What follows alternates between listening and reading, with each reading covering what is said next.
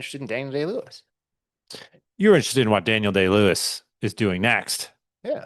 whereas the current state of AI can really create a great echo of Daniel Day-Lewis, a wonderful echo, a near perfect echo, Maybe. I don't think an we indistinguishable sure. echo, perhaps. That's what they're trying to do. Yeah. But I'm not interested in echoes. I don't think humans are finally interested in echoes. We're interested in humans. Hmm. So I think at some point, that's what I mean by saying at some point it seems to me we're going to get down to, oh, actually being with an actual person or knowing this is an actual thing that Buster Keaton did in the 1920s. Like that's meaningful because it's an actual human communicating with other humans across time and space, and the AI is not. That's not an actual human thing. It's not actually communicating. And so maybe we'll lose interest in it. So, okay, maybe that's true. So, on what evidence or data are people so confident in AI progression, right? Because people, it seems to me there are believers, and I do use the term believers deliberately. It seems that the AI believers are saying, we've created a machine that's great at echoes. It can echo better than anybody else can echo. And because it can echo so well, we therefore think that it's just a few steps away from being able to speak for itself. How do they make that leap? Like, are they delusional, or is AI doing something generative and creative that makes them think, well, it can be even more generative and creative in the future? Yeah, that's a good question. I don't know. I'm probably not. I'm not qualified. I don't know. I'm not involved with AI, so I don't see what it is doing, right? Hmm. I can imagine if you're dealing with it all the time that you can see things that look, again, what I was saying a little bit earlier. I think as humans, we will anthropomorphize everything, right? You're going to turn everything into a human. Like that's our tendency, right? Um, so you're going to see it looking like it's learning or that it's getting better at something. And what you're going to do is instinctively or unconsciously or subconsciously say, if it were a human and it did that, this is what the trajectory would be, right? But the problem there is that it's not doing it. I keep using I use that term all the time myself too. Like I think of it as a thing. Um, it's not on a trajectory the way a human would be. So we're extrapolating. Our experience is humans do these things, and we're going to get to this thing. Or Mm. I can see where it's going. Like, yeah, but it's not. It's not in that realm. But we're backpacking off the same general instinct of human beings. We turn the key, the car won't start, and we tell our dad it doesn't want to start, right? Mm-hmm. Like, hey, what's going on? Yeah, it doesn't want to start, right? It doesn't want to turn over, Yeah, right? yeah. Like our lawnmower won't start. I look at the lawnmower and I speak to it. Why aren't you running, right? That might Uh, be a you thing. I don't speak to my lawnmower. You don't speak to your lawnmower. I know other people who speak to their lawnmowers, I think. I know people that speak to themselves and their lawnmower is next to them, but Right, right. yeah. So no, I But think you're basically saying people have this habit of personifying right. things. And are you, in addition, saying these unquestionably brilliant human scientists who are developing a very sophisticated technology are at the same time doing the thing that we do as 6-year-olds, Humans do. that 6-year-olds do when we we see a tarp blowing around, we see a monster Huh? with intelligence, Yeah, and we think it has some sort of human personality. yeah. Or that we speak to our teddy bear and Sure. think our teddy bear has some sort of human personality. Right. Yeah, yeah, yeah. And again, I think it seems to me that again, you're going back to the I think a lot of very bright people, I don't want, certainly not all very bright people, a lot of very bright people working in these fields also tend to, I think, have a pretty mechanistic view of nature and Hmm. of humans. And so they say you can kind of, and you can identify the ways in which a brain is similar to the computer, right? There are ways in which using electricity, like there are things that make them similar.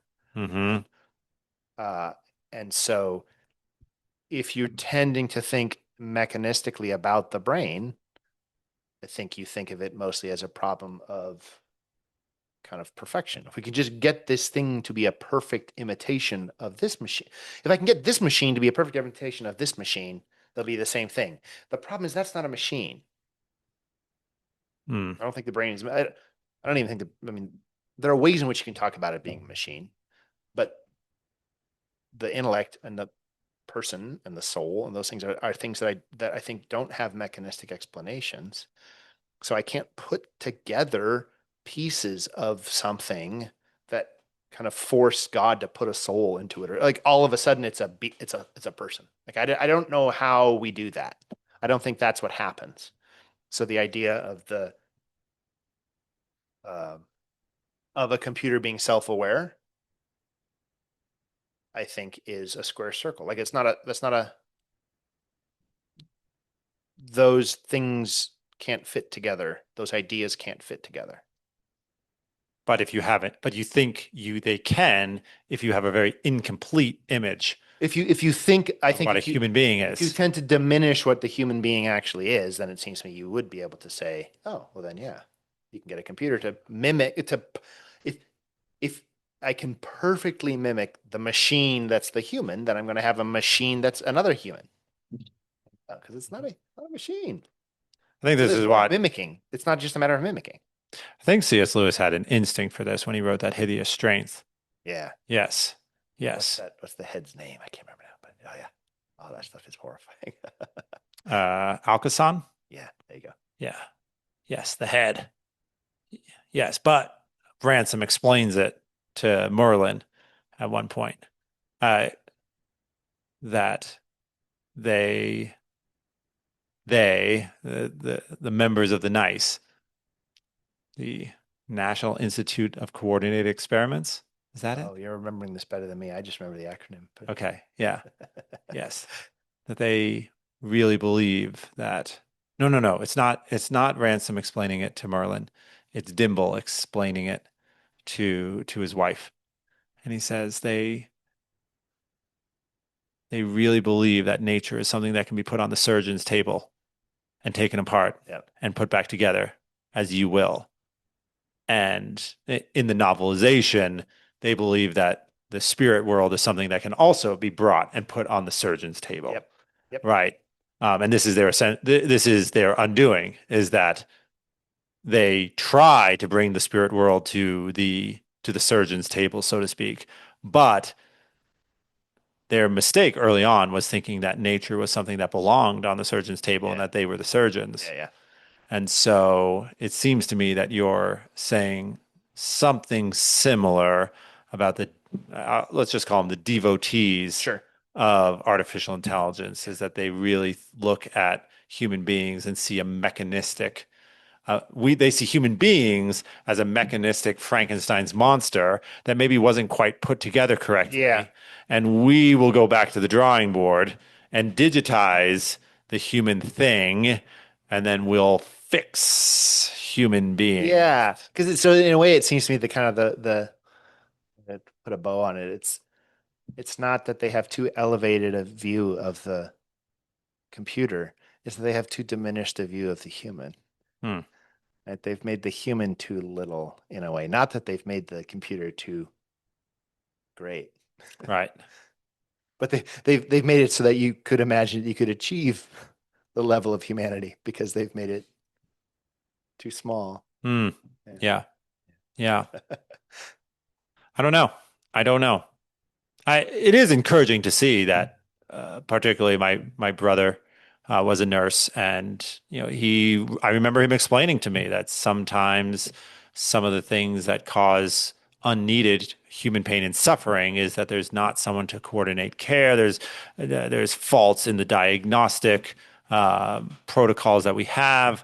I mean, and then you could insert all sorts of anecdotal evidence of the things that have been misdiagnosed, or studies in which it seems that doctors are more likely to give a diagnosis before lunch and to order more tests after lunch, because before lunch they're a little more impatient to just say, well, this is it, and after lunch they're full, and so they're a little more patient and think, well, let's think this through. Yeah. Right. And so there's all sorts of human flaws that get in the way. So it is encouraging to see that perhaps AI could be a really useful tool to help cut away some of the human fallacies in those very difficult diagnostic areas.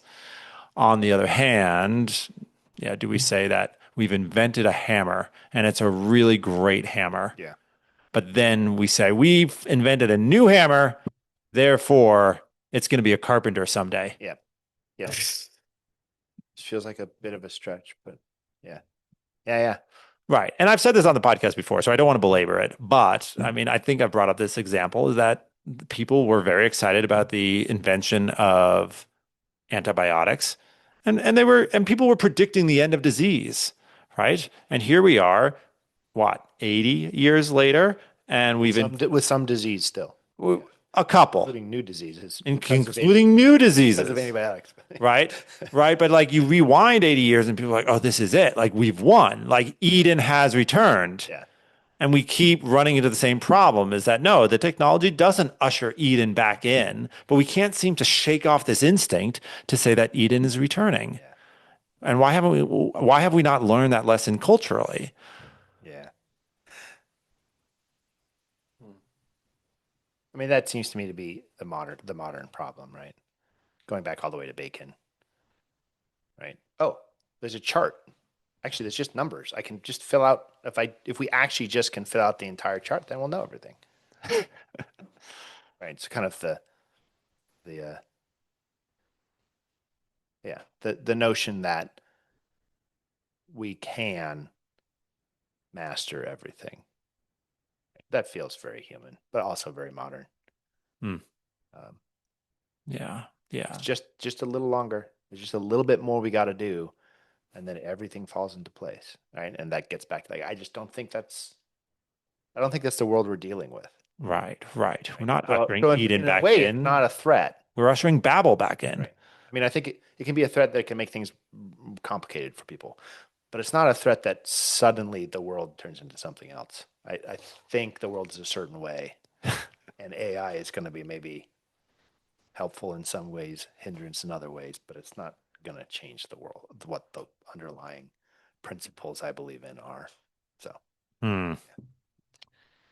Yeah, it's like they're trying to make the ultimate mimic bot in hopes that if they did that well enough, the rest of us don't need to be human anymore. yeah. It's almost like we'll just replace humans with something quote unquote better so that we don't have to deal quote unquote with humans anymore. Well, Kind of like there's a great argument for not having to deal with humans. it's kind of like what They are trouble. yeah cause lots of Yeah. The only thing that makes it worth putting up with humans at our worst is humans at our best, right? So the trouble.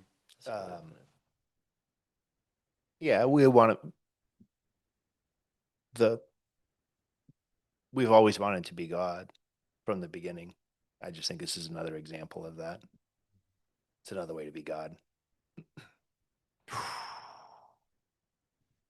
Okay, we probably owe it to AI to have an AI advocate on here. Talk to them. Yes, What are we missing? and they're not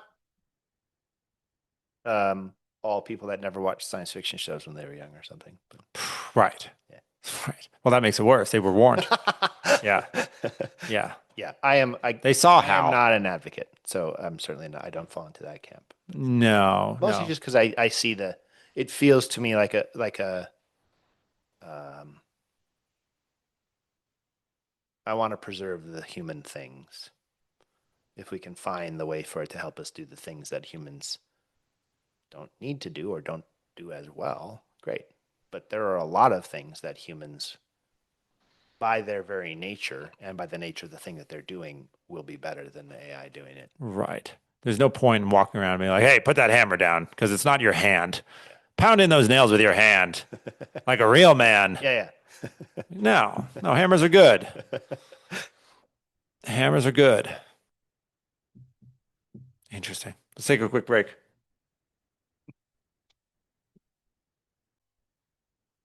There's no real arc to those anymore because they want to make sure that you go to the next one. Mhm. So everything's got to lead into the next one. So none of those stories finish.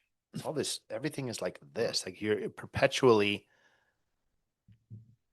It's the same trouble that really saddles most TV shows that end up with what is called the monster of the week, Yep. right? And why I could, which is the other reason I can't get into shows like White Collar or The Office. Like not even like yeah, these are just comedy shows or even Friends. It's just like, what is the? You're not even telling a story anymore. You're just delivering a vibe. Yeah. Which is my main objection to Friends is that you just wanted to deliver a vibe. I also think the vibe is pretty stupid, but 10 seasons of a vibe? So that's why one of my very favorite TV shows, maybe my favorite TV show. Hmm. No, one of my favorite TV shows is Fargo. Hmm. But those are Is that HBO or is that no, it's FX. FX? Okay. Yeah. Which has done a bunch of really good shows. Hmm. Um, I have a guilty pleasure in watching highlights from Archer, which is also an FX show. Yep. Guilty pleasure. Definitely a vibe, but a fun vibe. I like Archer. You have to like a lot of spy movies. Then it's playing off those a lot, right? But so for Fargo, first of all, it's beautifully written. So the fellow who wrote it, his name is Noah Hawley. Hmm. He's actually the reason that boys and I were going through all the Alien movies. So because he's making Alien Earth, which is also an FX show, which is supposed to be about aliens. It's kind of based in the it's based in the Alien universe. So we've been watching all the Alien movies, which I had never done before. So I'd watched the first two, and I'd never watched any of the others after that. The quality increases. Sorry, the quality decreases Yeah, I was going to say noticeably. no. That seems like the wrong answer. It does not increase. Yeah. So the first two I think are very good, completely different movies. Both really, really excellent examples of a thing, and kind of reminds you of why Ridley Scott and James Cameron are successful. Like the first one, which is Ridley Scott, is a horror movie. The second one is an action movie. They're both really good versions of that, right? The third is weird. The fourth is more weird, right? But so we were watching all those because Noah Hawley writes. He's the guy that did Fargo. And so he's doing the same. I think my suspicion is he's doing the same thing with Alien they did with Fargo, which he's kind of using the universe, but he's telling his own story. So in Fargo, each season is a different time period. So the first season takes place right around the same time the movie does. The second season takes place about 30 years before the first season. So it deals with all the characters, a bunch of the characters from the first season, but they're young. The third season is like in the 2010s, I think. The fourth season is in the 40s, 1940s. And then the fifth season is modern day. And then now he's done.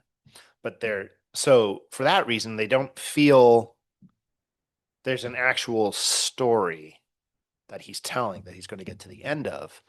And he's not expecting to bridge seasons, right? So he's not he's expecting to tell a story that takes place in this time period, and then it's done. And then he's going to tell another story over here, and he's going to tell a story over here, right? But he's not doing the thing that most TV shows do, which is do this. Mm.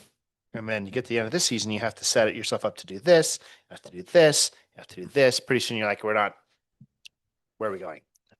Which is, I think, the point you're making. You just think there's no arc to it. There's no drive to it, right? Right, or it's mini arcs, right? Right. The arc, a little arc the per episode, yeah. right? Yeah. But no master arc that makes any kind of sense, right? Then you have in the Lost problem where you're like, oh, this show was super successful. I actually only had one season of it. So now what do I do? Well, I take all the people that were good in the first season and make them bad. And I take people that were bad in the first season and make them good. You know, I guess that's motion. It's just kind of weird, right? But Where did I see it? Was it on? Oh, it was Rick and Morty. There's a Rick and Morty episode where uh, Rick ends up going out with like a version of his wife from a different universe, right? And they're talking about Lost, uh-huh. right? Well, they never say Lost, but it's so clear in the references to an island, a plane crash, and so on and so forth. And they say, oh yeah, you know, they wrapped it up after one season, considered peak television, and everyone's super happy with it. You're a killer fan. Oh yeah, that's a great twist of the knife against just the dissolution of any narrative arc. Ugh, it's so terrible. That happened with I think that happened with Stranger Things too. I heard the fourth season actually got the mojo back. So there is one episode in the fourth season which I think is a really great episode of television. Hmm. It should probably have been the last episode. It wasn't. There were two more episodes after that, so it was a weird. But it was much closer than the second season. I think was just terrible because it made the mistake of saying, "Oh, we've got this cool kind of self-contained little universe. The way to make it more interesting is to make it bigger." Right. That's not actually true. The way to make it more interesting is to perhaps make it more detailed. Or to look at different people in that same like. But your scope when you increase your scope, you run the risk of making the characters as the scope gets bigger, the characters also get littler. Right? Yes. And you lose track of the characters. And I think that's what happened Yes. in the second season. Like, I don't know what are these people doing. And then the third one was just weird. I don't know that it was bad. It was just strange. The flavor was very different. Well, and that's what sometimes gets people upset is that they arrive looking for the flavor, and then the filmmakers, or in this case, the showrunners, perhaps are trying to do something different. Sure. But the flavor is different, and therefore people say it's off. Well, you also have the thing with Stranger Things. The Duffy brothers wrote that over, I don't know, 20 years or something. They tried to get that made for decades. So by the time they were ready to make that first season, they had spent years and years and years on it. And then you want to make the second one like a year later. So all of a sudden, like kind of the detail and the prep and the richness that goes into the first season, you can't possibly duplicate in the second season. Same thing with True Detective. Right? So the first season of True Detective Oh, what a home run. is incredibly rich. And then you're trying to do the second season, 15 minutes later. Like there's just no way for people to do that. Right? As in the thing that allowed the creators to really refine what the first season is takes time. Right. And HBO wanted them to produce a second season in 18 months. Right. And it's like, guys, do you not understand the art? And maybe those at Right. Studio XX don't understand the art. Right. Or don't care. Or they don't care. Yeah. Or they say, well, we've got a marketing engine ready to get people excited for season 2. We know it's not. They're going to show up for season 2 because everybody loved season 1. You're like, Right. yeah, but then nobody's going to show up for season 3 if season 2 is not good. Well, yeah, I don't know. We'll get 2 seasons. All right. We'll deal with that when we get to it. Right. Right. I need to make my numbers now this year. Honestly, this was something that honestly, this was something we ran into in admissions, and it's like, well, we need our numbers now. It's like, yeah, but couldn't we be doing strategic things to change perception, reputation? Couldn't we be investing in certain non-tangibles? Non-tangibles are going to have to wait. Yeah. Right. It gets difficult. So, Yep. You and I have been tossing back and forth some interesting movie titles coming out of the A24 studio. Yeah. For the first time in my life, I realize I'm actually more likely to see a movie just because of the studio that produced it. And A24 is that studio. Uh-huh. I don't know of any other. I mean, maybe I don't know of any other studio that's ever had that effect on me. Yeah. Yeah. So that's cool. What what are the things you watched? Uncut That- Gems. Okay, yeah. Adam Sandler, like The Safdies. delivering something that I didn't know he was capable of. Yeah. Right. So Uncut Gems for one. And Civil War Uh-huh. was super interesting. They also did Warfare, right? Just more recently. That was very interesting. It did not leave the as lasting an impression on me as Civil War or Uncut Gems. Um, trying to They, You and I have talked about it. We talked about Annihilation last time you were on here. Was yes. that A24 as well? Yeah, Okay. so Alex Garland is A24. So he's Civil War, right? So and I don't know if this is right or not, but often they'll say that Ex Machina, which I also love, was kind of the movie that made A24. That put them on the map. Yeah. I've seen that a couple times. Yeah. It's not, I think it's certainly not the most popular thing that they've done, but it was a thing that when they did it, people were like, whoa. No one's doing this. Right. So I think it was interesting because I think last time we talked about, studios not wanting to take risks or being fundamentally opposed to taking risks because they've put so much money into it. They have to get money out, which means you have to make a thing that everybody shows up for, which means you can't make a weird thing. You can't make a jagged thing. You can't make a thing that a small number of people are going to be drawn to because you put $400 million into it. Right. It can't be weird, right? Right. So, but it feels like what A24 has done is they've done something which is very built around directors, right? Mhm. So I was just thinking through the A24 films and the directors that are involved. So David Lowery does A24 stuff. So he did A Ghost Story. That's with Casey Affleck? Yes. Okay. Yeah. Under a Sheet. Yes. Great acting. I don't know how it works, but A Ghost Story. He did The Green Knight. Ooh. The Green Knight was also very interesting. Yes. But also like it finished up and I thought to myself, oh, Like, what did I just watch here? Right. Ari Aster, they do the Ari Aster movies. Those stuff, that's just wild, right? Or Robert Eggers, like The Lighthouse, or, I mean, just wild stuff. They did the Daniels, so the people that made, Daniels, they Everything did Everywhere Everything Everywhere All at Once, which I did not enjoy. but which was a big hit for them as Yeah. far as things go, right? Yes. So they kind of latch on to, they also, before we got started, I was talking to Thomas about Yorgos Lanthimos, that wild Greek director. He was a professional basketball player, seems totally normal, and his movies are absolutely insane. So The Lobster, Killing of a Sacred Deer, just wild stuff, right? So it does feel like what they did is they said, oh no, there's a market for weird or for challenging or for unusual, but what you need to be willing to do is to have those movies that are kind of a much more kind of coherent artistic expression from the director or from the cast. They're more of a creation. They're not workshopped. They just don't need, you just can't build the success of your entire studio on having a wild runaway hit with The Lobster. Like that will never happen. You will not. Has that ever happened in the history of movies? Has there ever been like an indie film that's just gone off the charts? So I think it happens. Napoleon Dynamite? It happens some with horror, I think. With horror, Right, maybe where comedy. So the Blair Witch Project was Mm.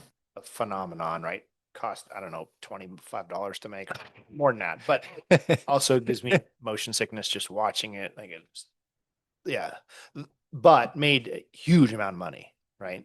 So I think you can do, but those are things where studios will buy up, $5 million horror movies. They're going to make their money back, and if one hits, then awesome, right? But you make it for 5, it'll make 15. Great. If it makes 400, yeah, right. wonderful. But it feels like, so that's a business model that can fit with, if you buy a bunch of small movies and one of them hits a home run, then you're fine. But it doesn't feel like that's what A24 did. What A24 did is they said, we can make a movie like this for $20 million and make $30 million back. We can do that. Let's see, we can do that forever. we can always make, if we make a certain amount, then we'll be fine. And there's enough of an audience for an Ari Aster movie, which is in fact not me. Those things are, well, I don't know. I watch them because they're fascinating. They're so weird, but we can do that and we'll make enough money that then we can make the next one and we can keep doing that. And if we don't want to put $500 million into something because we want to make $2.3 billion. So if we can just kind of keep the scale human, we can keep doing this forever. Right? Now, I don't know if anybody can do that. If you can kind of say, oh, I'm satisfied with just always making a decent return. I don't know. You get hungry for the Hollywood hit. doesn't lend itself to that, right? So we'll have to see if they can keep that. You want, eventually someone says, we got to be a player. Yeah. Yeah. Got to make more movies. Make more money. More money. We got to get people like, yeah, I want to step out on the red carpet and everyone turn and look at me rather than just be like, ah, yeah, he's a producer. I don't know. You heard about Ben Affleck and Matt Damon's new studio they started? I remember the green light stuff they did ages ago, but what's the? I don't know the name of it, but they just started 3 years ago, Oh. and their first movie was Air, the story about the Air Jordans. Oh yeah, okay. And then they also just made Accountant 2. That was them. Oh, okay. Yep. And they I have remember the first one. I haven't seen the second one. The second one's on Netflix, I think, but yeah. Yeah. That's well done. Uh-huh. And then they have like 10 more in the works. Oh wow. I was listening, Ben Affleck was on Theo Von. Oh, really? It's pretty interesting. Theo Von was just like, well, what's driving? Is like, well, I just want to tell good stories. He's like, I think there's so many cool things you can talk about, Yeah. and like, he was talking a lot about like the small characters no one ever thinks about. That's like what fascinates Ben Affleck. I think that's why The Accountant was so interesting, Uh-huh. because it's the one outsider person, and you're like, well, what could they do? Right. And then you realize, well, one person with a special ability can do a lot. Right. Yeah. Which kind of gets everyone thinking, like, well, what could I do? You know? Mhm. So it's one of those movies where it is focusing on a person very well that then makes everyone else think about, oh, what could I do?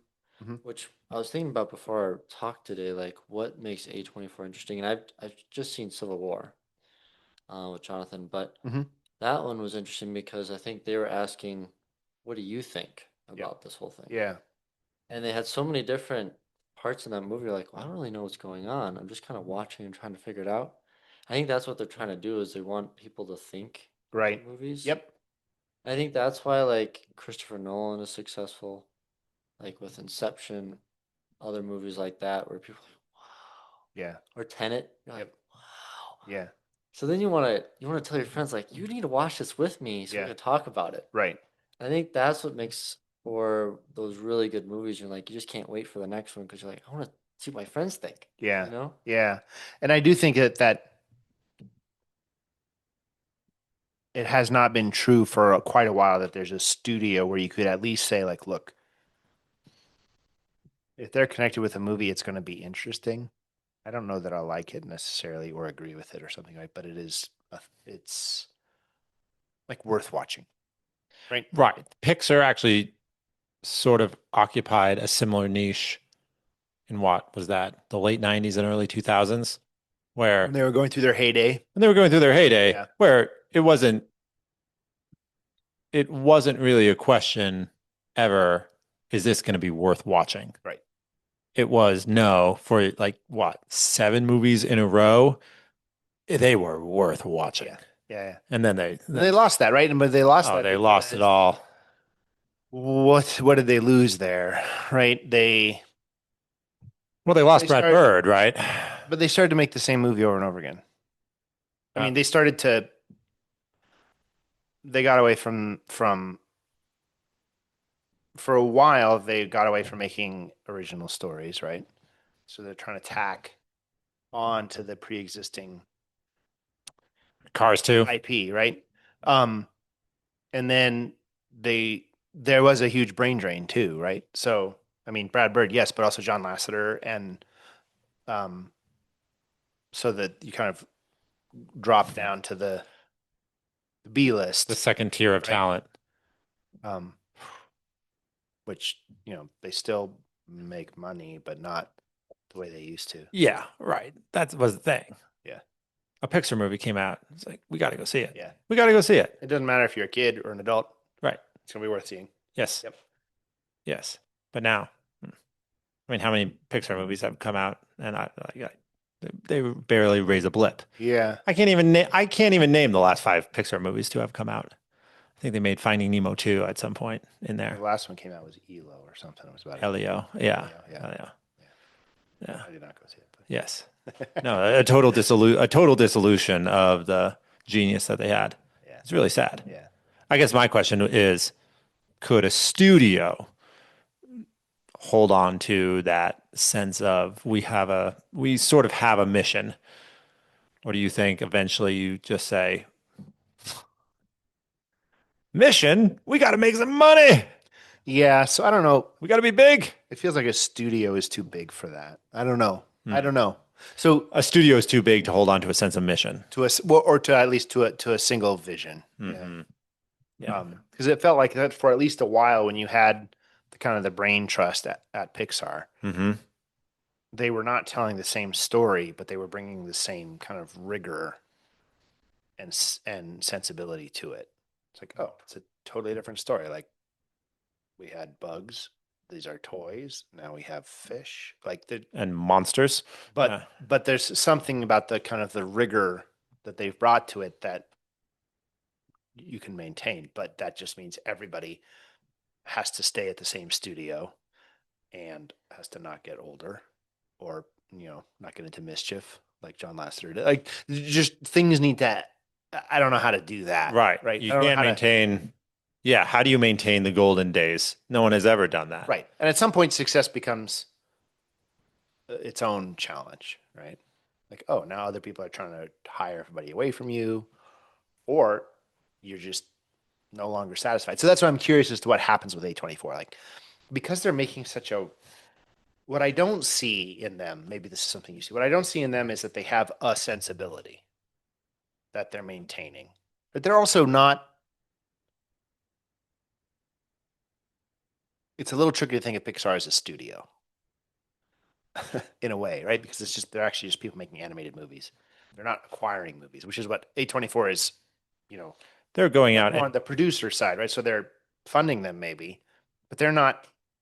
The people making the Pixar movies were the people writing the Pixar movies, right? That's not what happens. That's not what is happening with A24. Yep. They're funding them and they're supporting them, but they're not. You're right. You're sort of Really? bringing on people as independent contractors and Yeah. saying, do your unique thing. Yeah. We'll give you some money. So then it's a Huh. question of like, will they maintain that, right? Mm. I don't know. That I mean, I hope so. I mean, if you look at A24's filmography over the last, when was Uncut Gem? Or, I mean, well, Ex Machina was 10 years ago at this point. So, yeah, if you look, 2014, I think. yeah. So, I mean, if you look at their record over the last 10 years compared to anyone, I mean, Lionsgate produces some interesting stuff. Like you were saying, Neon produces some interesting stuff. But Universal or Sony, I mean, Well, those things are just trading hands constantly at this point. Like they're just shuffling the libraries around. right. But I guess my point is, Them mostly, but yeah. Oh, poor Disney. Talk about self-immolation. But anyway, what seems interesting about A24 is that if you look at their record in the last 10 years, they've produced more interesting stuff than not interesting stuff. Yeah. Even though, as you say, not all of it's going to be particularly to your taste. right, yeah, Yeah. But it seems the first time that I've looked and said, oh, if it's made by A24, I would see a movie outside of the genres I normally pursue. yeah. Yeah, I think but I don't know that I feel quite as strongly about them as you do, or as my sons do. Sean and James are all about A24. They're on board. Yep. Yeah. It doesn't matter what it is. They're going to see Materialists. So they did see them too. Oh.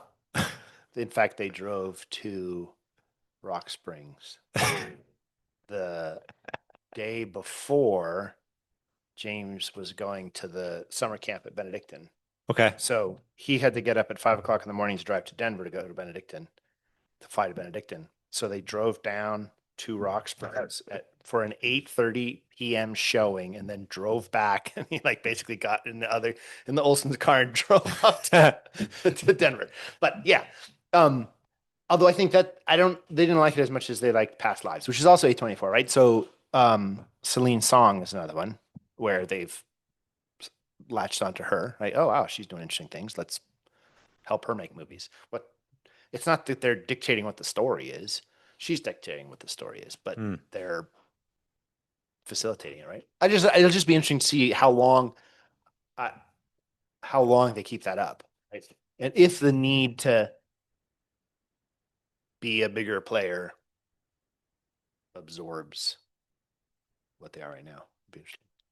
Yeah. I mean, they've been doing it for a while, Right. right? 10 years. 10-ish years. So. 10-ish years. Yeah. Yeah. But I tell me a little bit about your reactions to Civil War. I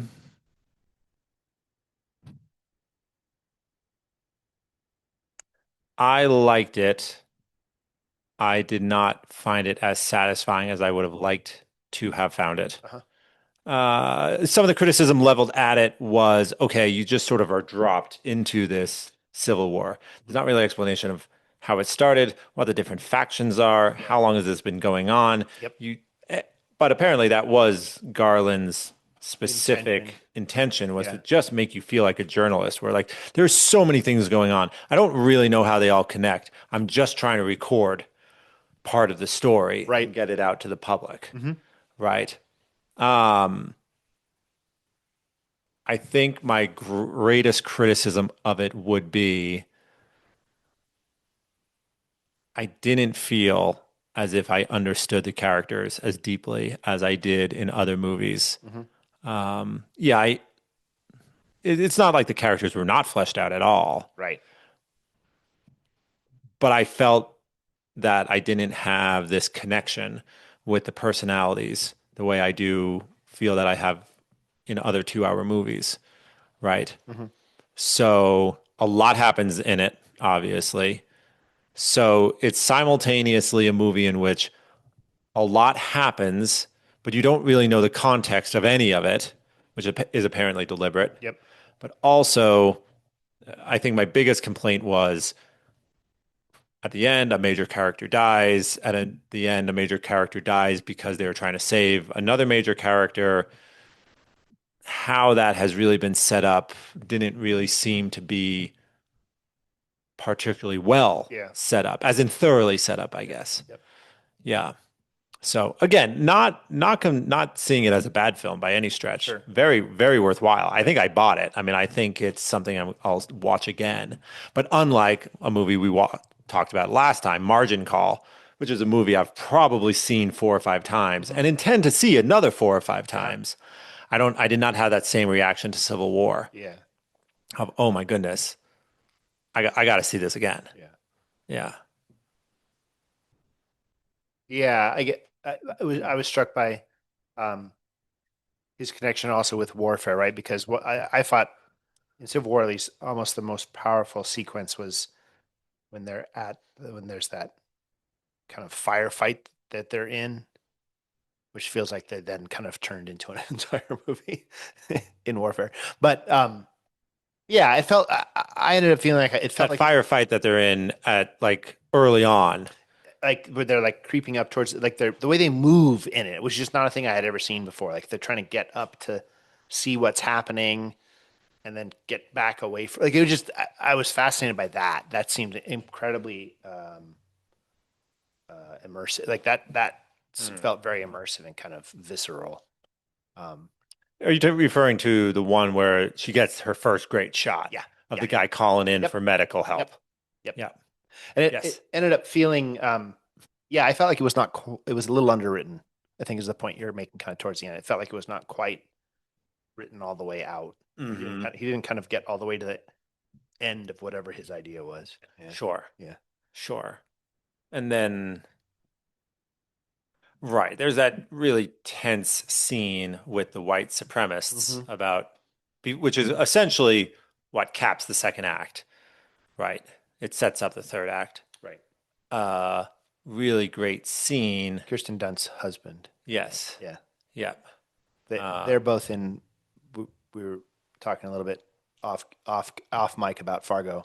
They're Yep. both in season 3 of Fargo, or is it Okay. 2? It might be season 2. They're a husband and wife in Oh, in that season. interesting. Yeah. Yeah. Yeah, I mean, really powerful scene. You understand the villain of that scene. Yeah. You feel like he's a real character. But do you really walk away knowing more about most of the main characters? Right. Mm. Yeah. Yeah, they're mostly they sit there scared, Yep. which is understandable. Yep. Yeah. Yeah.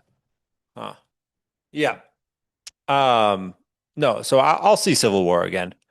I think it's very worthwhile. You ever watched the new Red Dawn movie? No, I haven't. That's that has Got, Thor in it, right? yep, it has Yeah. Chris Hemsworth. I Yeah. think it's made after the first Avengers movie. Okay. I watched it a while back, and I was pretty surprised at how good it was. Oh. Hmm. Because it's like one of those movies you're like, well, with a bunch of teenagers trying to figure out what to do in an invasion, how Hmm. could that be fun? But I think it was because they had no idea what they were doing, and they kind of just embraced that. Yeah. And so you're just like watching this bunch of kids trying to figure something out Huh. that you're wondering, what would you do? Yeah.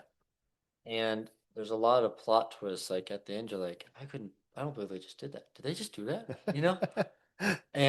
But it makes sense. Like, well, that would probably happen in a real story. Um, but it got me thinking because um, last year there was a new Transformers movie, and it's Yep. called Transformers One, and it's a cartoon. It was the animated one, right? Yeah. I think that was the best one yet, Yeah. and it was directed by well, the Key and Peele. I think it was Key that did it, and he did Bumblebee's voice. Oh, interesting. So Bumblebee, Chris Hemsworth again was in there as Optimus Prime, and Uh-huh. Scarlett Johansson was one of the girl robots. Keegan Michael Key directed. Yeah, Interesting. Oh. Yeah. and it Jordan Peele's a was. great director. He's really worth watching. But anyway. Oh, we should talk about his Yeah. films. Yeah, but I went and saw it with a few friends, and I was like, this is just gonna be 2 hours just to have fun. Like, Yeah. not expecting anything. We came out like, that was so good. Uh-huh. And I think what made it so good is because they knew it was corny, so they played into the corny side. Sure. But then they just wanted to have fun and just do like what would be a fun movie to be, the Yeah. power of the Hmm. story. Yeah. And at the end, you're like, that was really well done. Yeah. But yeah, I feel like the live action Transformer movies are kind of Michael Bay at his worst. So it'd be nice to see somebody do it. Like it just feels like it's gotten to the point where one of the things that always used to be true about Michael Bay up until I think the Transformer movies is that his action was clear. Like you could see what was happening. Mhm. A really good action director, right? You know where you are. Like people use Spielberg as an example, like the Indiana Jones movies. Like you have this amazing sense of space, right? So you know where you are, so you can cut away from James Cameron. Also, I think he's probably should never write another movie again, but he's a great action director, right? You can see what's happening. And inside the live action Transformer movies, you could not see what was happening. Like there's these huge metal things just taking up all of the screen. Like you can't orient yourself at all, right? So it makes sense to me that like there's any number of the Transformer TV shows too, right? And what you do is something really cool about the transforming ability. Right? Wow, Mhm. it's a car and now it's a robot. That's cool, right? But you have to be able to see it. Like you have to be able to see what's happening. And I feel like the problem with Bay in the Transformer movies is you can't He see. gave up You on can't his see what they're doing. visual clarity. Yeah. Yeah, they're visually incoherent, I think. Yeah, Interesting. like the Gray Man. But Could have been good. I have heard conflicting things about that one. Yeah, it could have been good. Yeah. Yeah. Yeah. So It's always frustrating when you see a great cast just get squandered, and it happens. yeah, Uh, that seems to happen more with Netflix than you might expect. But yeah, that's a fair point. I was reading, it's kind of a terrifying thing. I don't know how true it is or not, but about the idea of second screening that um, Netflix actually just wants people to keep watching. And the best way for them to do that is to just have them not really even be that aware of what is happening, right? So they talk about second screening. So kids will put on Netflix, but they'll be looking at their phone. They're not actually watching what's happening. And so if something is really good, that actually serves as just in some ways a deterrent for Netflix because they'll get to the end and they'll be done with it. It'll be a really good story and they'll be done. But what they would rather have them do is to not really be paying attention and do that with the Gray Man. There's no reason to pay attention to that movie. It just kind of goes along and then it gets to the end. And if they're still looking at their phone, then it just goes on to the next thing. And they just kind of leave Netflix on and it just keeps running and running and running. Oh, their It motive. just feeds into the next thing, right? It's like a scroll for a TV show. Yeah, yeah. So anyway. Just jump. They So don't then I want thought, it oh, to maybe that's actually why the create Netflix stuff is terrible because engagement. they're not actually trying to get you to pay super close attention to it. But in which case, you don't need to spend $300 million on it. You can get people to to not watch a bad movie without spending $300 million on it. So maybe they have to figure that part out. Yeah. Mm. Don't Look Up. That was a Netflix. Yeah. Yep. Those were the same guys who made uh The Big Short. Yep. Hmm. Yeah. Yep. You get the impression they do want you watching. Yes. But man, that's a great cast. Yep. But oof, man, needed one more rewrite on the script, I think.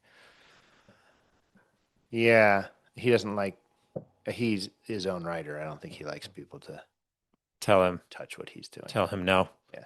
Tell him, yeah, he likes to But yeah, say no. so what would be an example of a great what do you think is a great Netflix movie? A great Netflix movie. Yeah. They made Parasite, right? No, not Parasite. Oh shoot, Benicio del Toro plays a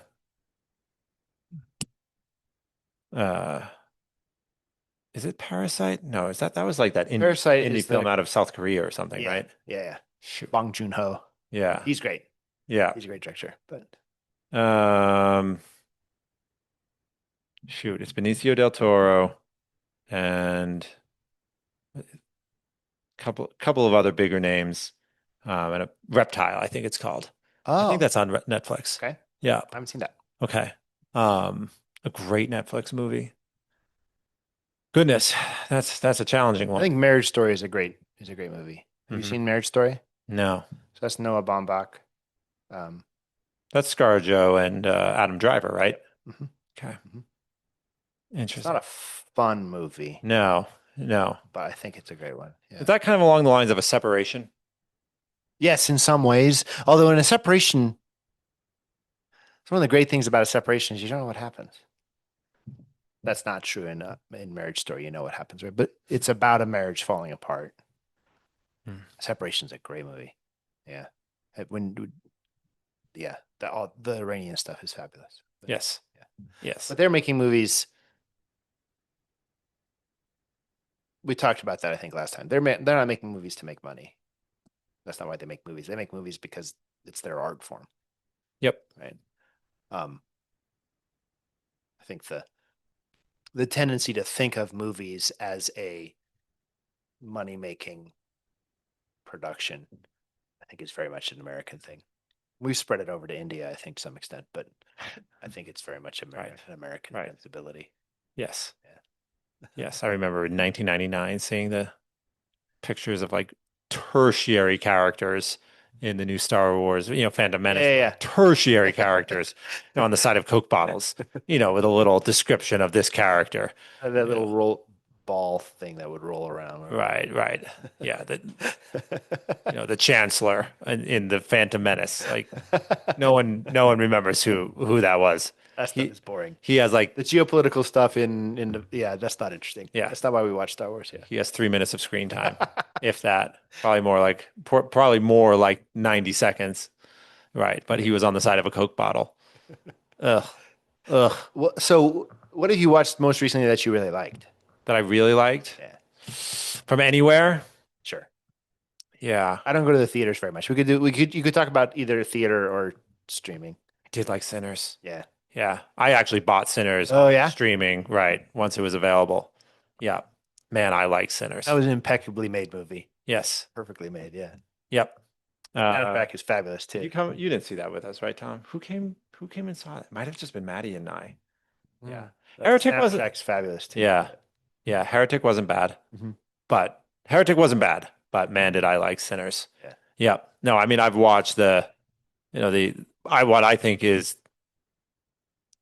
think ought to be a cinema changing scene, right at the middle when the banjo Yeah, player yeah, yeah. plays his song, And you have right, the when past Preacher and the Boy, future. when you have the past and the future coming into the scene with it. But then also the Irish uh the Irish dance Yep. right before the third act kicks off Yep. is also like I've watched that scene specifically like on YouTube Yep. again and again. Like, oh my gosh, Also, this is great cast too, terrifying. right? Oh, that's a great Delroy cast. Lindo is so great. Yep. And yeah, Oh, the Phoenician Scheme I actually went and saw in theaters I haven't seen and that one yet. really thought it was good. Yeah, I love Wes Anderson, so I'm inclined to like him. Yeah. But I really like Benicio del Toro. I think he's the one of the best of his generation. Mm. So anything with him in it, I'm more likely to like it. Uh-huh. And I thought that the reviews were not the reviews were good. They were not spectacular. And I walked out thinking, "Oh, I liked this movie better than some other Wes Anderson Uh-huh. projects." Uh-huh. Right? Like I Yeah. thought, what was it, Moonrise Kingdom? Like I thought it was fine. Yeah, Right? I But like Moonrise Kingdom. yeah, again, Yeah, yeah, but he's I a like it. very particular thing, right? Yep. He's such a yeah, and I had felt the last couple. I didn't care very much for Asteroid City or for the French Dispatch. So Hmm. this sounds like it was a more successful version of Wes Anderson than the last couple of. I think so. Yeah. Yeah. Yeah. It gave me, it does the thing that I think is a secondary goal of literature, which is it should actually have some pull on your ethical world, Uh-huh. Uh-huh. right? But yeah, there's this great line at the end where this woman who's been trying to disentangle herself from her family drama and troubles in order to get back to the convent. Um, and like throughout the story realizes that her true vocation is actually to take care of her family. Right. But nonetheless, her tension throughout the movie is I'm trying to get back to the convent, Uh-huh. but my family keeps needing me. But at the end of the movie, she says, God usually doesn't talk to me when I pray in the sense of getting some voice in my head. But when I pray, I have time to ask myself, what what does God want me to do? And usually the answer is fairly obvious. Oh, interesting. Yeah. And I thought it was a great line in a overall very worthwhile Mhm. film. Oh, good. That also, his casts are always. His cast are yeah, it's nice when you can get anyone. Yep. So I don't think Steven Soderbergh has done anything particularly recently. I'd like to see. So he just did a movie called Black Bag Oh, is that with Michael Fassbender? and Kate Blanchett Oh, I've playing not seen that. spies. Michael Fassbender just did a movie where it seemed like a similar genre. He plays an assassin. Oh, But The Killer. The Killer, is that the it? one you're thinking of? Where an assassination attempt goes wrong. Yep. That's That's called The Killer. that's The Killer. That's David Fincher, right? That's David Fincher. Yeah. That was lights out. That also is a perfectly made film. Yeah. Yes, that was unbelievable. Yeah. Has that fabulous scene with Tilda Swinton at the restaurant. Yes, Fabulous scene. yes, Yeah. yes. Towards the end. Yeah. So, yeah, So I Yeah. think so. Soderbergh's an interesting example, right? Or So I guess the Killer is actually a Netflix movie. Is it? Yeah. Okay. So I wasn't really thinking about that, right? But so somebody like Soderbergh, he loves to tell those puzzle box movies, right? Kind of the spy movies, right? We just recently watched Out of Sight again, which is um I watched that with the boys. That's That's also Clooney and and Lopez Jennifer Lopez, yeah. from like what, like 2003 or something? I think it's even earlier than that. Even earlier. So it was before Oceans. Yeah. That's a good movie. That's a good movie, right? So but you can do that. Need to do another movie You night, can Tom. you can Gotta see attract some of these. so Soderbergh could probably get most people to be in his movie because people like him, right? Mhm. Um, and he can make a movie for not very much Yep.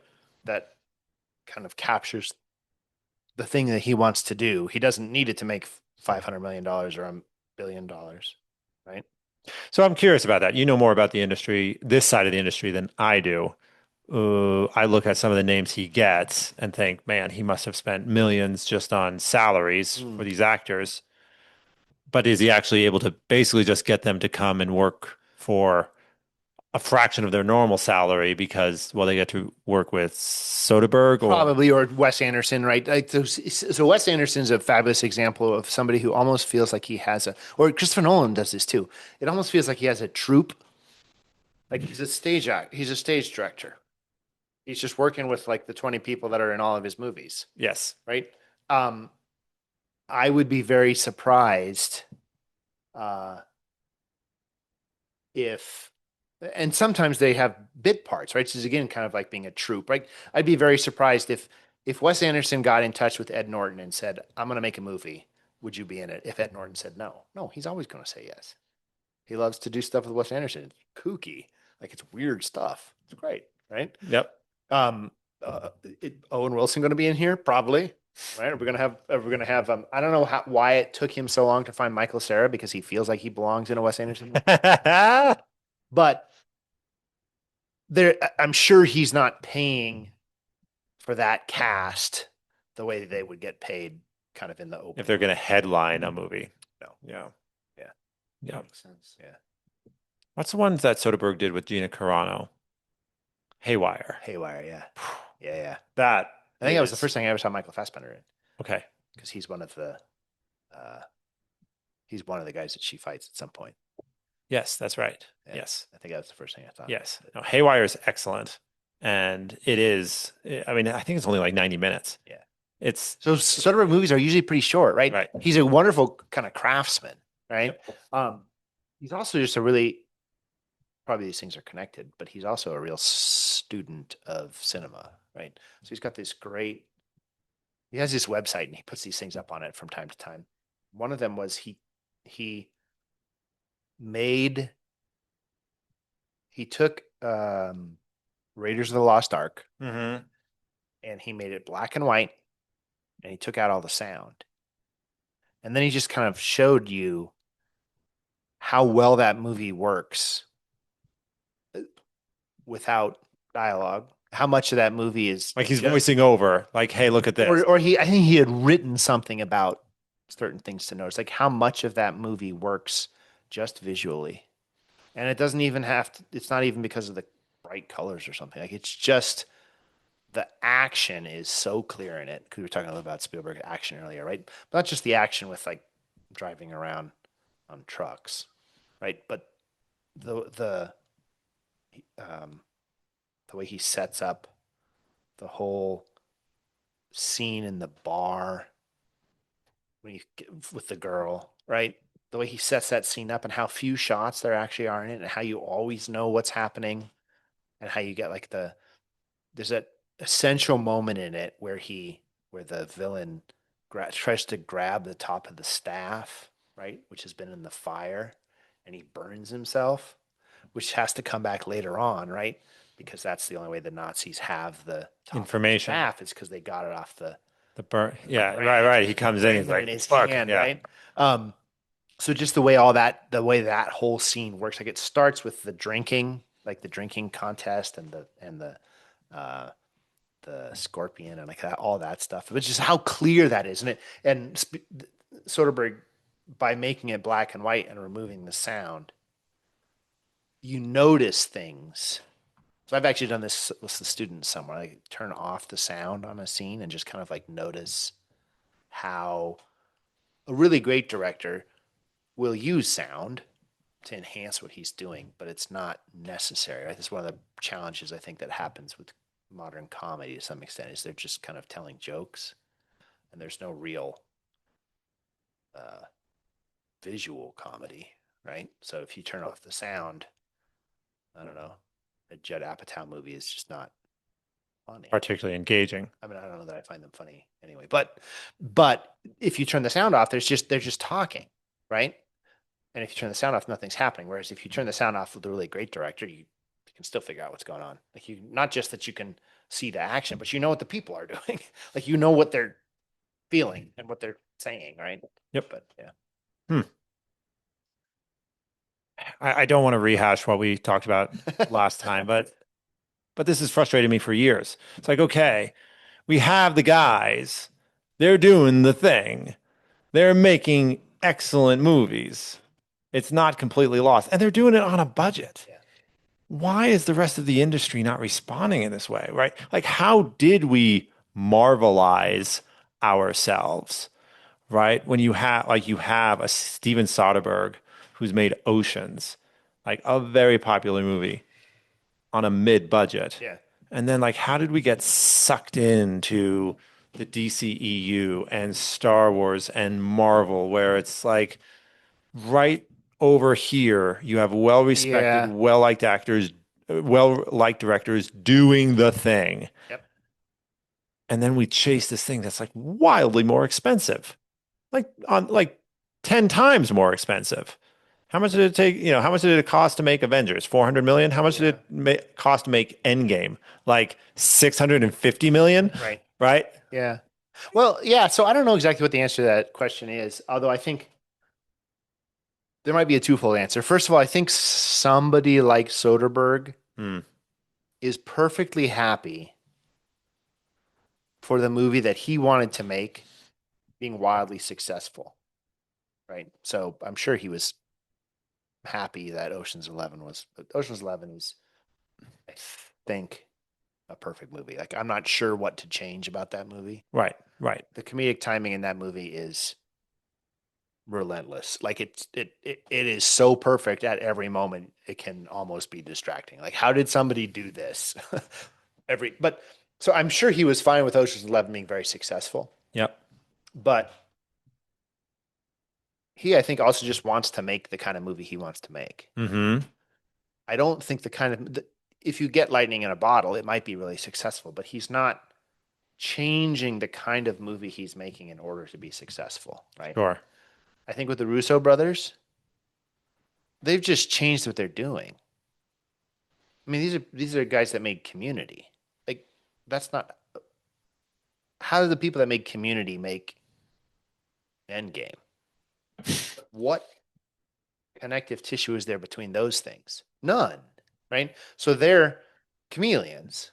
They're willing to change what they're doing because they want to make a big blockbuster. That doesn't mean making a blockbuster is bad or something necessarily.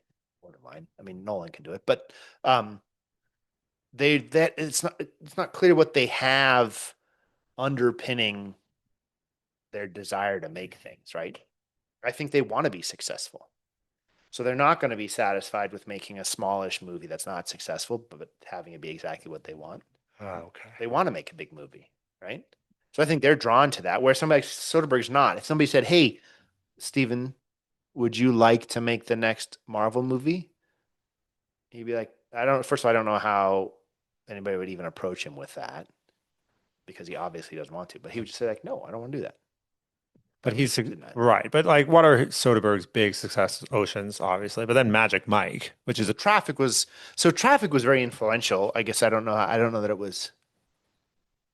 It was a big deal when it came out. Mhm. Magic Mike, yeah. Magic Mike. But then he moves on and just does things like Black Bag, which Or is well, Kimmy, which is interesting in the context of talking about AI earlier, right? yeah. Yeah, so he likes and he experiments. He likes to experiment. He also shoots his own movies. He's his own cinematographer, right? Yeah. So he's just interested in making movies, and he has the thing he wants to do, and he's going to do that. Right. I really like Logan Lucky. I don't know if you've seen Logan. Oh, Lucky. yeah. That's a great one. That's a ton of fun, right? So he likes doing that. If the Russos, it's not clear to me that they have that drive. They do have certainly a drive, but it's to be like the tent To be Spielberg. Yeah. Well, nobody can be. The problem is that that's kind of that was a false. Like there are no Spielbergs other than There's Spielberg. yeah, and even Spielberg sometimes like I think Jurassic Park is amazing. It's like the perfect blockbuster. Lost World is also made by Steven Spielberg. Pretty terrible, right? And I think he probably thinks that, right? Like, why did I do that? I don't want to do that anymore, right? Right. Well, I think he made 75. I think his salary was 75 million for Yeah. that. So, but also he can. $75 million in 1995 dollars. Steven Spielberg can find a $75 million salary, and also some studio will let him make what he wants and give him that much money. So I think it just depends on what you are focused on. Seems to me, Right. But I think on the studio side, they're not A24. They're not. So A24 would say, "Hey, so what are the chances that a $20 million Steven Soderbergh movie will make $30 million? I don't know. Really good. It'll be really tightly written. It'll be very entertaining. Have great music. It's going to make $30 million. Let's go give Steven Soderbergh $20 million so he can make $30 million, right? But most studios won't do that because they're not willing to have the incremental return, seems to me. They're not willing to say getting $30 million out of a $20 million investment is a good investment. No, they want to invest 500 million and make $2 billion, right? They're just not satisfied with the small movie, seems to me. So you get micro budgets or behemoths, but you don't get the stuff that A24 is doing. You don't get the stuff where you're like, yeah, I can get just a mid-range. Get this made. And if it hits and wins a bunch of Oscars, it'll make a bunch more. And then we'll be able to pour that money back in. But we don't need it to. But if you put $500 million into something and then it makes $700 million, people are like, this is a fiasco. Nightmare, right? So the $700 million. Stakes are totally changed once you get into that kind of money. Right. Yeah. But $1.5 billion worldwide. Yeah. How long would it take you to make that much? Right. Making $30 million returns on your mid budgets. Yeah. Yep. Whereas if you talk about spending $20 million and making $30 million, I mean, if you spend $600 million, what do you need to get that same return? But it still won't be seen as a success. That's oh man, we spent $600 million and we made what? 900 million? 900 million? Nightmare. No, it's not. Or they wouldn't say it's a nightmare, right? But it underperformed or something, right? Yes. Or you end up with the new Superman movie, like, whoa, it's wildly successful. Well, I guess just because it's making a lot more than maybe people thought it was going to, but you spent a huge amount of money on it. It's great. It needs to. Like you kind of need. So I think they kind of back themselves into that corner. They want to be making $2 billion. So they want to play in that swimming pool. But then they're backed into the corner where it needs to be accessible to everybody. Right. So then you're not going to get a Steven Soderbergh to do it. Because Steven Soderbergh's going to be like, no, I'm doing a quirky thing. I like, or Wes Anderson. Like, I don't know what a Wes Anderson superhero movie would even look like. I'd watch it, but not enough people would watch it to get $2 billion. Right. I took my parents to go see Top Gun. Maverick? Yeah. Which was worthwhile, but I'm not going to take them to see a Wes Anderson movie. No way. It's just never going to happen. Yeah. Because I know that it's just going to be a little too weird. Yeah. But Top Gun. Yeah. So probably the last part of the answer to your question is, yeah, first of all, the directors are not drawn to it. Secondly, the studios are not playing that game. Yep. Also, you're a little bit of a cinephile. So you're more interested in what Steven Soderbergh is doing. Yep. That's actually that's actually just an audience question to some extent, right? Now, people like you or me would like a lot of Steven Soderbergh movies, but that's something we like. Studios know that they're not going to get that many people to like a Steven Soderbergh movie. Interesting. Yeah. No, it's fascinating the way these economies operate inside Yeah, Hollywood. streaming stuff just introduces this whole other level of I just don't quite understand. I kind of do and I kind of don't. Like I kind of understand how you could spend $300 million on a movie that's just not very good because studios will do it, but I don't know how you do it if there's no tickets involved. Because the advertising is less. Right. Anyway, And again, you're probably thinking of something like The Gray Man, The Gray Man, yeah. which is right. Or The Electric State. I don't know what the heck was going on there. But also the Russos. Mm-hmm. But yeah, I was listening to a podcast a couple weeks ago. They were talking about the fact that one of the things that's interesting about Netflix is that there's, in most cases, no physical media. Like there's no.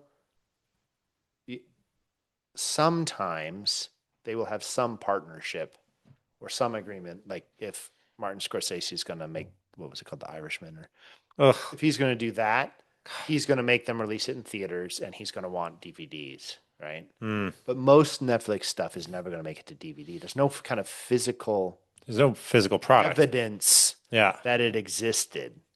And it kind of doesn't land the same way that, I mean, even if you get everybody to go to a Marvel movie, 20 years from now, a bunch of people will remember going to that Marvel movie, going to the theaters, spending, I don't know what, popcorn's like $500 or whatever it is. Like the economy is very weird, but they'll remember that. But if they watch, even if they watch, so Stranger Things is probably the closest to a phenomenon. For Netflix. Game of Thrones. No, so Game of Thrones is HBO. Oh yeah, I guess so. That's just mostly a streaming thing. Well, that's television, Yep. and it would have shown up at certain times, right? So there's a water cooler effect. Yep. People are going to get into the office the next day, and they will all have seen the same thing, right? But that's not true for Stranger Things. So Stranger Things was kind of a phenomenon, but it doesn't.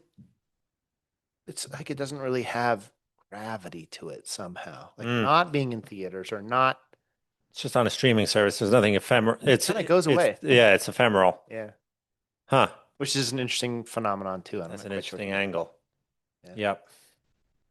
Yep. And having them all drop at once Mm-hmm. means some people will go through it the entire time. That night. Yep. I have the thing with the boys where we're watching The Bear. I've heard good things. Yeah. Also FX. I guess FX. I gotta check out. And I will only let them watch one episode at a time. Right. It's probably good. It's probably wise. Well, it's certainly the way, maybe not anymore, the way TV is created, but it was the way TV was created originally, right? You want to get to a certain kind of emotion. Right, exactly. I gotta get home because it's 7 p.m. My show is on at 7 p.m. Yeah. I don't want to miss my show. So that's just not very true anymore, right? No. Well, people don't can't miss it. You can't miss it. Yeah. Even if you miss it when it drops, it's still there on the streaming service. It's really good. You just go on. There's also no kind of delayed gratification that goes on either, right? So if I'm really excited, I'll go to the next episode. Yeah. In fact, I don't even have to move. It's just going to play the next one anyway. Yeah. Right. Right. Whereas if you were watching a TV show you really loved before and you got to the end, it is going to be literally a week before you can watch it again. Right. Yeah. Amazon's trying that with some of its stuff, right? Like I don't know that it necessarily makes it better, but I do think it gives it more gravity. Mm-hmm. It feels more like a thing that's happening. You invest a little bit more. Yeah. Yeah. Yeah. It's so interesting. I've become disillusioned in our myth makers, right? Because but maybe we shouldn't be disillusioned in our myth makers, but because the myth makers only get paid by these corporations. Sure. And these corporations clearly have a set of rules that are not focused around, well, how do we make really good stories that will stick with No, you just need to make it good enough, right? That people don't turn it off. Yeah. Yep. They could be watching their phone at the same time. That might be fine too. Oh gosh, what a nightmare. What a nightmare. Yeah. That's not the way I watch, but I don't know. It's funny. My Sean and James in particular are the ones that have most latched on to To cinephiles. films. Yep. They'll watch Usually. stuff.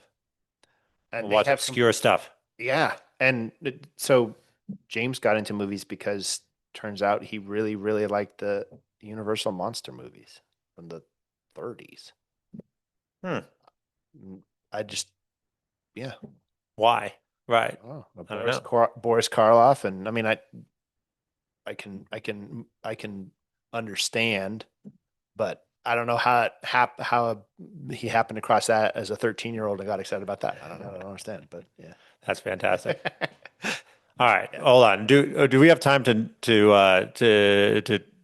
battle it out over Ryan Johnson, If you Star want, Wars? you can tell me what you think. Uh, Your opinion is much more common than mine. no, I have opinions. I want to hear your take on the Ryan Johnson efforts in Star Wars, which I guess he only got one movie. Yeah. Yeah, Yep. The Last Jedi, and you like it?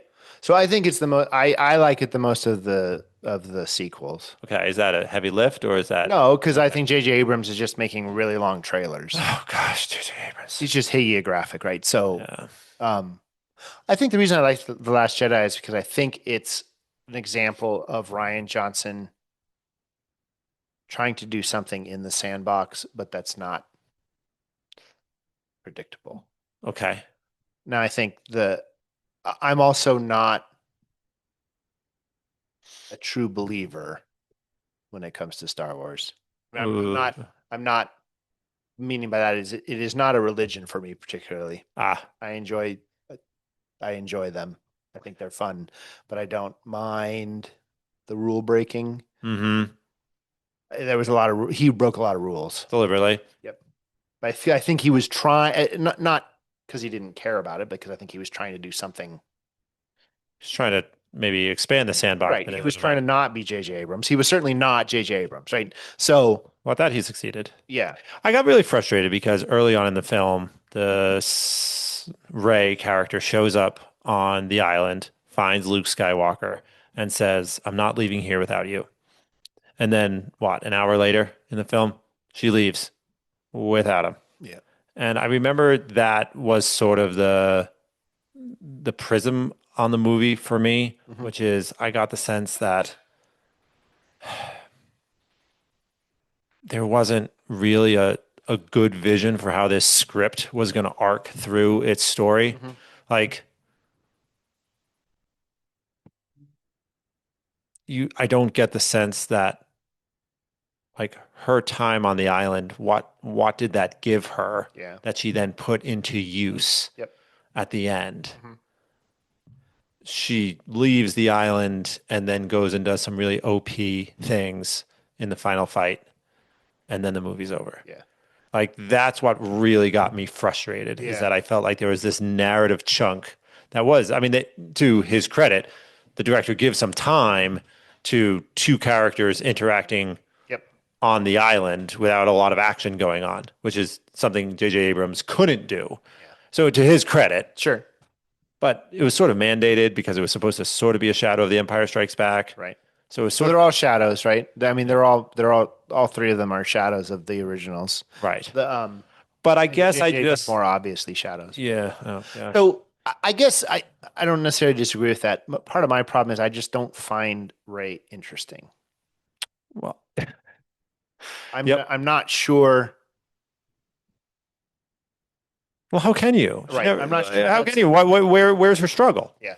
I think Ryan Johnson's a great writer. I'm Hmm. not sure who can solve the Ray problem. Um. So I think Especially not with a studio breathing down your back. yeah. So I think the things I liked about it were not connected to in some ways, not connected to the actual story. I Okay. thought one of the things that was interesting, which I think also got him in trouble, was he was telling the story of Luke as a failure or as a man who was kind of profoundly disappointed. Both in himself and in the world he occupied. Yeah. Yes. Not, I think, wildly popular with the true believers, right? So, so I think but I was more interested in that Luke. I also, in the original series, never found Luke very interesting. So I was more interested in this Luke than I had ever been in the previous Lukes, right? Right. The OG Luke. Yeah. And I think also I think he has a real visual flair that I love. Okay.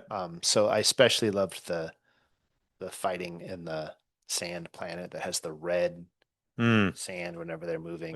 Underneath the salt. Yep. Yep. Or the using, although it makes no sense, like much of the science in the fiction, um, using the ship as a weapon, right? The kind of the sequence where she goes into hyperspace, like through the Through the enemy ship. destroyer. That was that was a So great I ended up kind of liking cinematically. those things. Okay. I didn't love the story arc, but I don't necessarily feel that that's a Ryan Johnson problem. Mm-hmm. I mean, it's a problem he was trying to solve and did not solve, but I don't know how to solve that problem. And I also think he's a clever writer. Like he just does he's a clever writer and director. So the dialogue is, Did he do Brick? yes. Okay. Yeah. Gotcha. And The Brothers Bloom, Ah. which is also great. Yep. And he also does Poker Face, which is a pretty great little TV show. Okay. So, Okay. and he does the Knives Out and Glass Onion. So I like Knives Out. I hated Glass Onion. Oh, I hated it with a passion. I ever tell you this? I started spouting off about Glass Onion and then to a friend on the phone, just what I consider just the complete complete dereliction of any plot sense in the third act. Uh-huh. And I am spouting off about it. And I'm on the phone with my friend. And he's like, stop, just stop, stop, stop. I'm like, why? Am I getting too excited about this? He's like, no, I'm going to go get my wife and I need to put you on speaker so she can hear your rant. So I like Glass Onion more than most did also. Okay. Okay. No, I was on board for the first half and then I was not on board for the second half. And as you can tell, I spouted on the third act. Yeah. I am looking forward to the next one though. So. Okay. All right. Well, we'll have to watch it together, and then you can check periodically, look over and see how grumpy my face Right. is. Yep. And if it's grumpy, then you can say, all right, we're gonna let Jonathan leave. But speaking of next time, we'll just have to hit pause and here because obviously we could be here all night talking about movies, and I know we all have to work in the morning. So thank you for coming out. Oh yeah, joining us thanks so much, once Craig. again. I love it. Yeah, Great fun. yeah, this is good stuff. Thanks. Uh, he seems honest, like intellectually honest. Okay. To me, right? Gotcha. But he did a podcast about gun control, which didn't necessarily go where I was expecting it to go. Didn't end up where I would, but it also didn't end up where I was expecting Malcolm Gladwell to end up. One of the episodes was about Bobby Kennedy and about the fact that if that had happened now, he would probably not be dead. As in the wound was not necessarily lethal. Well, that wound now would not be lethal unless you were a really long way from a trauma center. Interesting. Yeah. But, I mean, because I don't know how long it took to get him to the hospital. A long time. They had to get him all the way down through the. Yeah, down through the restaurant, back to the cavalcade. Yes. It may have taken most of an hour. Yeah. That's interesting. I could look back in the Life magazine that we have over on my table over there. I was under the impression that he was more or less beyond help, even by the time they left the hotel. But that could also just be because of the medical abilities of the time. Mm-hmm. But I mean, and I don't know. It was actually not something that he was putting forward. It was something one of the doctors was talking about. Yeah. Because he was the reason it came up is it was in the context of the doctor talking about one of the reasons that the statistics about guns tend to talk a lot about young black men being killed by guns is because most large cities, most black communities in most large cities are significantly further from trauma centers They than than they ought to be. well, maybe, So to I don't speak. know what ought to be means, but certainly than what the white communities are. So Wow. that's you could have essentially the same. Not that you would say that there's the same level of gun violence, but if you did have the same level of gun violence, you would have more fatalities for black men because they're further from trauma centers. So there's a certain amount of time. I think that's the thing with the Bobby Kennedy came up. There's a certain amount of Wow. time that you have to do things, and a lot of times, um, people will end up dying in the ambulance because they're too far from the From because you're actual taking them to the critical trauma care. center. You can't just take them to up the hill to Sage West or something, right? You have to take them somewhere, and it takes too long to get there. Yeah, unfortunately, I'm not sure I should go to Sage West if I hit myself with a paperclip. Yeah, a staple gun might be. Why are you hitting yourself with a paperclip? Hmm? Why are you hitting yourself with a paperclip? Oh, you start fiddling with them, and all of a sudden they've sprung back into your face. Yeah, yeah. One of the hazards of being fidgety. Yes. Last time you were on here, Joseph, I think I opened with "Why are some movies so bad?" This time I want to open with, "Is AI bad?" Should I state it more strongly? Why is Uh, AI so bad, Joseph? right. So this is one of the things you would ask me about is what are things I've been thinking about lately. I've been thinking about AI a lot lately. Partially because Has AI been thinking about you?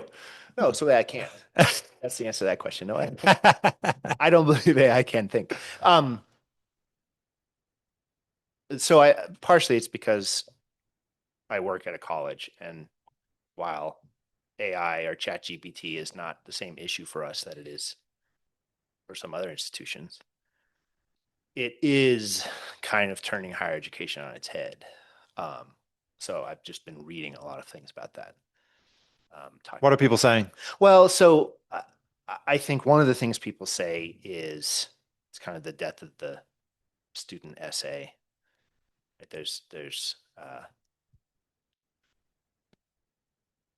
I think most educational institutions, I can say this to you people as Wyoming Catholic College graduates. I think most educational institutions are not actually doing a thing I would call education, or they're doing it for different reasons. So they're doing it, they've convinced their demographic, their customers, that you have to do this thing in order to get your diploma, in order to get the job that you want, in order to move on to check the other boxes of the American dream. And they don't think of education, or they don't sell education as something which is perfective of the human person, kind of the intellect. They don't sell it as uh, the education you got helps you to know how to do things, not just to know things, but know how to find things, how to do things, how to there are skills that you learn from education, right? It's not just about knowing something or having it in your head. Um, and I think over the years in education, in higher education in particular, uh, we've told kids you don't even really have to go to class. Yeah, I don't know that you're reading or not. You have to be able to pass the exam, but as long as you get to the end and we certify that you know the things you're supposed to know, it's fine. Now I think they're struggling with, well, what happens if I don't know the thing, but but I know how to ask the computer the question in the right way to get the thing that you're looking for. Like, how's that? Doesn't that work? Well, if you've kind of separated the idea of education from the perfecting of the human person, the If you've human separated intellect, education from the formation of the intellect. right? Then why isn't it just a matter of knowing how to get the answer? I don't actually have to have the answer. I just need to know how to get it, right? So I think for a lot of higher educational institutions, they're just kind of stuck right now, right? So if you have, I think there are lots of serious and good teachers at a lot of institutions, but if you tell them, so they would tell their students, No, you can't use ChatGPT. I think that they don't really have the support of their administration because Oh, they've kind of undercut the principle, right? does the administration realize that they no longer are supporting the educational project? Is that why you're saying teachers don't have the support of the I administration? don't know that they don't realize it. I don't think that's what I mean by saying I don't think they know it. They're not educating. That's not what their primary goal is. What I think education is not what the University of Arizona is doing with 60,000 students, right?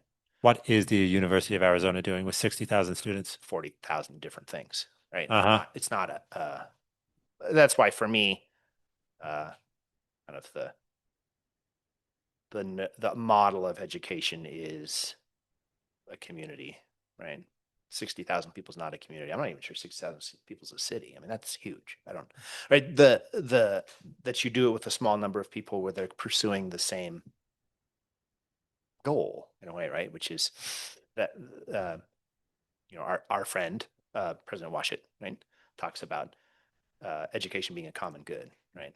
It's not the purpose of the education is not necessarily for me to have a little thing in my book that I get to keep to myself and This secret playbook. helps me, but doesn't serve any purpose, right? Hmm. Or wider purpose. And so I think for a lot of educational institutions, if you said to the students, no, you're not allowed to cheat by using ChatGPT, they'd say, why is it cheating? I don't know. It's still going to get me to the same thing that It's going to allow me to do the thing that you've told me I'm supposed to do, which is submit essays, produce content about a particular topic. I'm not cheating. Yeah. I'm hacking. Right. So I think they would probably even say it's not. They might even uh, object to plagiarism. They might think, oh no, I'm not going to steal somebody else's ideas. But the computers, that's not stealing anybody's. It's not anybody's idea. I'm just getting something fed out to me, right? So I do think that. So I've been thinking about it in that context, but I've also just been thinking about the way that it seems to me. I don't know that it has to be thought of as is in every way bad. I don't know. I'm old. As I get older, I get crankier, and I'm more inclined to think everything bad. But I don't think you necessarily have to think that. But it does seem to me that what is happening is kind of a flattening and diminishing of almost everything, right? So Is the essential problem that the University of Arizona does not have a set of goals in mind for its students in the formation of their imagination, intellect, and will? sure. Like if I walked into the provost's office and said, "Hey, do you have goals for the imagination, intellect, and will of your students?" They would say, "What are you talking about?" Is that Sure, your understanding of so where we I are? think they would also, if you walked into their office, I mean, I don't know, maybe we shouldn't pick on the University of Arizona. Or the You use poor Ohio University of State, Arizona. Ohio State, or I don't know, Alabama, whatever, any huge state university. I mean, public or private in many ways, right? I think if you went in and said, what are you trying to achieve for your students, in your students? I think their answer is mostly utilitarian, maybe even exclusively utilitarian. Well, We want good outcomes. 98% employment after graduation, or their utilitarian goals. Not bad goals, Oh, utilitarian goals. right. So, which I think I would say, oh, I love a liberal education because I think it absolutely can achieve utilitarian goals. I just don't think that's the point of it, right? That's just a wonderful benefit. But I'm not doing it because of that goal. Where I think with a huge university, first of all, you couldn't find one goal, right? I don't know. They have a engineering program. They have tons of different programs. They have a whole bunch of things kind of loosely affiliated with the same mascot, maybe, or a football team, right? Right. But their theater major has nothing in common with their veterinary science major in terms of a common goal. Right. And I guess that would go back all the way to uh, thinking that I think education should set you up for everything for the rest of your life, not for your career. It should probably set you up for a career too, but that's a nice side benefit of having kind of developed the tools and the abilities to think about things. But Yeah. so, and I think for AI, what we're doing is trying to make things, we're trying to cut out all the middle steps, right? We don't want to have to go through the process to end up with the thing. We could just ask the computer and then we get the thing. But not just for education, but for almost everything that we do as humans, the stuff between the beginning and the end is probably the thing that affects us the most, the thing that changes us the most, right? It's not just having the end result. It's working from here to here. Right. It's having the helicopter fly us to the top of the mountain. Yeah. The top of the mountain wasn't really the point. Right. It was you getting yourself up the mountain. Right. Okay. Great. Wonderful. All right. I was when I was 18, which just this year is now half of my lifetime ago, which is something to think about. Mostly I can just do enough math to know that that still makes you quite a bit younger than me, but That's fair. yeah. But still, almost 2 decades. So 2 decades ago, AI was not really in the conversation. Sure. Not on the public level. It was a science fiction thing. Mhm. I was still being told, well, you need a liberal education because the utilitarian goals of the broader educational world are not going to serve you for your human flourishing. Right. Are you now saying that AI, in addition to not helping anyone achieve their human flourishing in a liberal sense, it's actually going to start preventing people from even achieving the utilitarian goals? Is that Probably. your idea? I think seems to me both uh, the first part of that question might be a little more complicated than the second one. I do think that it depends on who you're talking about, right? So I think if you're the head of a tech company and you have previously paid 100 people to code for you, and now you can pay 5 people to keep track of the AI that's coding for you, that may well achieve your utilitarian goal. But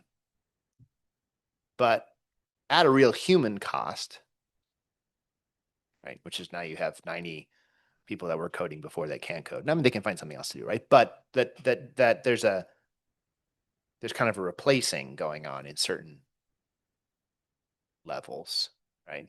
And I think you might say, and I think not unreasonably, well, some stuff we could eliminate. People don't have to do that thing anymore. I think that's good. But I see an awful lot of people saying, oh, hey, we can have AI art and then we don't have to pay artists to do anything anymore. Like, I don't know. I maybe would be interested in figuring out how to get AI to do my dishes for me so that I can do the art or so that I can write. I don't really want them doing, I don't want them. I don't want the AI doing the human thing. I want it to do the Mundane David thing. right? I don't want it doing the human thing. But You're like, I'm on board with a Roomba. Right. I don't know about that. Those things are creepy. Not because they're robots. Right. So I don't know. So I think, I guess it seems to me one of the things that we're saying about AI is, oh, AI is great because it can make things easier. I think there's ways in which that's true. But I think it would be good for us to push on that premise a little bit. Because most of the things I think about that are great, especially when it comes to art or various human achievements, are done because they're hard. Like, part of the thing that's impressive about them is that they were hard. And the difficulty of them teaches you resilience, you overcome things. Eliminating those, thinking that making things easier is always better, I think is false. But it feels very much like one of the driving forces behind what we're doing with AI. It'll make things easier for everybody. That's not always better. It's not always better to make things easier because there are certain, I think we lose the ability to kind of, for human flourishing or human perfection when we eliminate all difficulty, right? And I think also what you see is in the younger generation, they're not, people talk about them not being very resilient, right? They're not very resilient. Well, partially, some of that could be what we're expecting of them, and what they've been exposed to up until now. I mean, if you don't have to do something that makes you resilient till all of a sudden you have to be 22 years old, and all of a sudden you have a thing that's hard, you could have learned ways to deal with that before you get to be 22, right? Sure. But we eliminate some of those things. And I think it also just has the effect of flattening things. I've talked about flattening, right? So I think one of the examples people use is they say, oh, people are not literate. Not meaning that they can't put two letters together to make a sound, but they can't read at a significant level. So if you give them a book and let's say Brothers K and say, read this paragraph, kids that seemingly are pretty bright and have done pretty well in school can just have a hard time with it. They don't latch onto it, right? They don't latch onto it as in they couldn't summarize it. It can be hard for them to summarize. Yeah. They could neither summarize it nor start to dissect it. Right. And so, is this an experience that you've actually seen in So person? I have not, because I'm not teaching people to read so much. Maybe I may have experienced it some in myself, but they have done a number of studies with students, just like see what, like at what level are people reading and what happens when you give them this passage and they summarize it. And then you say, wow, that's not what it says at all. Right. So, but then, so one of the effects of that is that you'll have professors who take things that are difficult for the students to read and they feed it into AI, the chat GPT, and they say, make this accessible, right? And then you end up, I think this was Substack article, said, here's the paragraph from Brothers K, and here's chat GPT making that paragraph accessible. And you look at it and you say, there's no soul in it. Like you don't, how did we think that we got that the point of reading Brothers K is for the plot? Right? That's not what you read Dostoevsky. Doesn't mean that there's no plot, but that's not what when you're reading. You're not just reading it because you're trying to know what the details of the story are, right? So when you look at those two things side by side, you say this one has genius in it and this one is boring. And if we just keep doing this one because that's what people can read, then we just make everything flat. We make everybody stupid. Like this is just kind of a weird leveling of the field, right? And would you push it a little farther and say, first you separate people from having to engage in what has soul, genius, or brilliance. You separate them from having to engage with it, but then ultimately you separate them from being able to engage with it, right? You get to the point where if they read a paragraph of Brothers K, they quite literally wouldn't understand the words because it's too sophisticated. Right. I mean, it's in a way, it's like saying, I never got to be particularly good at the piano because I started pretty old and I never did the drill work. I never developed the technique that you would need to be good at it, right? Now, because I was older, much of my great appreciation for music comes from piano lessons. I started to notice things that I wouldn't possibly have noticed before, right? So it was great, but I never learned the technique to be really good, right? I may not have had the talent to be really good, but also I never learned the technique. So if what you do is eliminate, in some ways, I mean, they do talk about the younger generation, younger and younger generations just don't read very much. Like they have screens, things are read to them, or they watch things. They're not reading, right? That means they're not doing the scales. of the literary world, right? They're Ah, not learning they're not drilling the how to exercises. read, right? And that means when they get further along. I mean, people have said this before. When people, if you want to know how to be a good writer, you should read a lot, right? If you want to make yourself, if you just decide you want to be a good writer and you've never read anything, good luck. Or you haven't done the work, right? And I think that we're doing that. We run the risk of doing that with AI, right? We are eliminating the work that needs to be done, especially in education, it seems to me. There may be other uses for it that are more obvious, right? Maybe some technical ones or something, right? But when you're talking about in education, I just think it's it undercuts everything that an education actually is. But do you think educators are willingly participating in it because they themselves have started to become obsessed with the outcomes? Maybe. I think there are certainly, I think mostly my experience is more, again, this is just reading people reacting to stuff. Um, because we're not, I don't work at the kind of institution where this is the same kind of problem as it would be in other places, right? Mostly what I read is not that people are excited about it, but that they think the conversation's already over. They're kind of despairing. Like, there's no way to fix this now. It's done. All the kids are using it. The administration doesn't see the problem with it because they just want to churn out diplomas. It's just diploma mills. So I'm stuck. The students are already doing it. The administration is not going to back me up, so I'm just stuck. I don't think it's so much that they don't. I think if you get into teaching because you love teaching, you can't like this. Like there isn't a way you can like it. I think, and I think there are plenty of teachers like that. They're good teachers. They're people that really want to teach, but they just feel that the conversation's already over and they didn't get to have the conversation, like because it happened so fast, and all of a sudden you just had students that were using it, right? And they didn't notice it until too late. And the conversation was already over. So I think there's more despair than there is excitement. That's my opinion. But Right, but in a certain way, students were always going to be vulnerable to the temptation of AI because we've always, as students, been vulnerable to the temptation of, hey, so and so has great notes, go copy their right, notes. So and yeah, so will let you cheat off their exam, go cheat off right. their Or exam. if you start the first day of class and the students ask the professor like, is that going to be on the exam? Like, do I need to pay attention while you're talking right now or not? Right? Are you giving me something that you're going to test me on Right. or not? Because if you're not going to test me on it, then I don't need to know, right? Then I can tune out. Right. And it feels like fundamentally, if you would say to a young kid who's using ChatGPT, you'd say, you're cheating.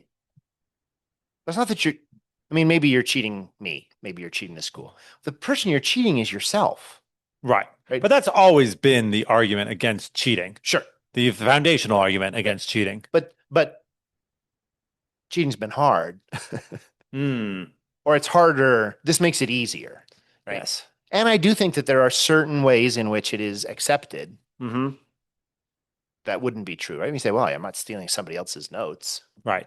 No, in fact, what you're doing is you're Stealing everybody's notes. stealing everybody's notes, right? Because in fact, the only reason it has anything to say to you is because it's collected as much information as it can from other people, right? The only reason it can make AI art is because we fed a whole bunch of actual art into it. So in fact, you're cheating. You're stealing everybody's thing, right?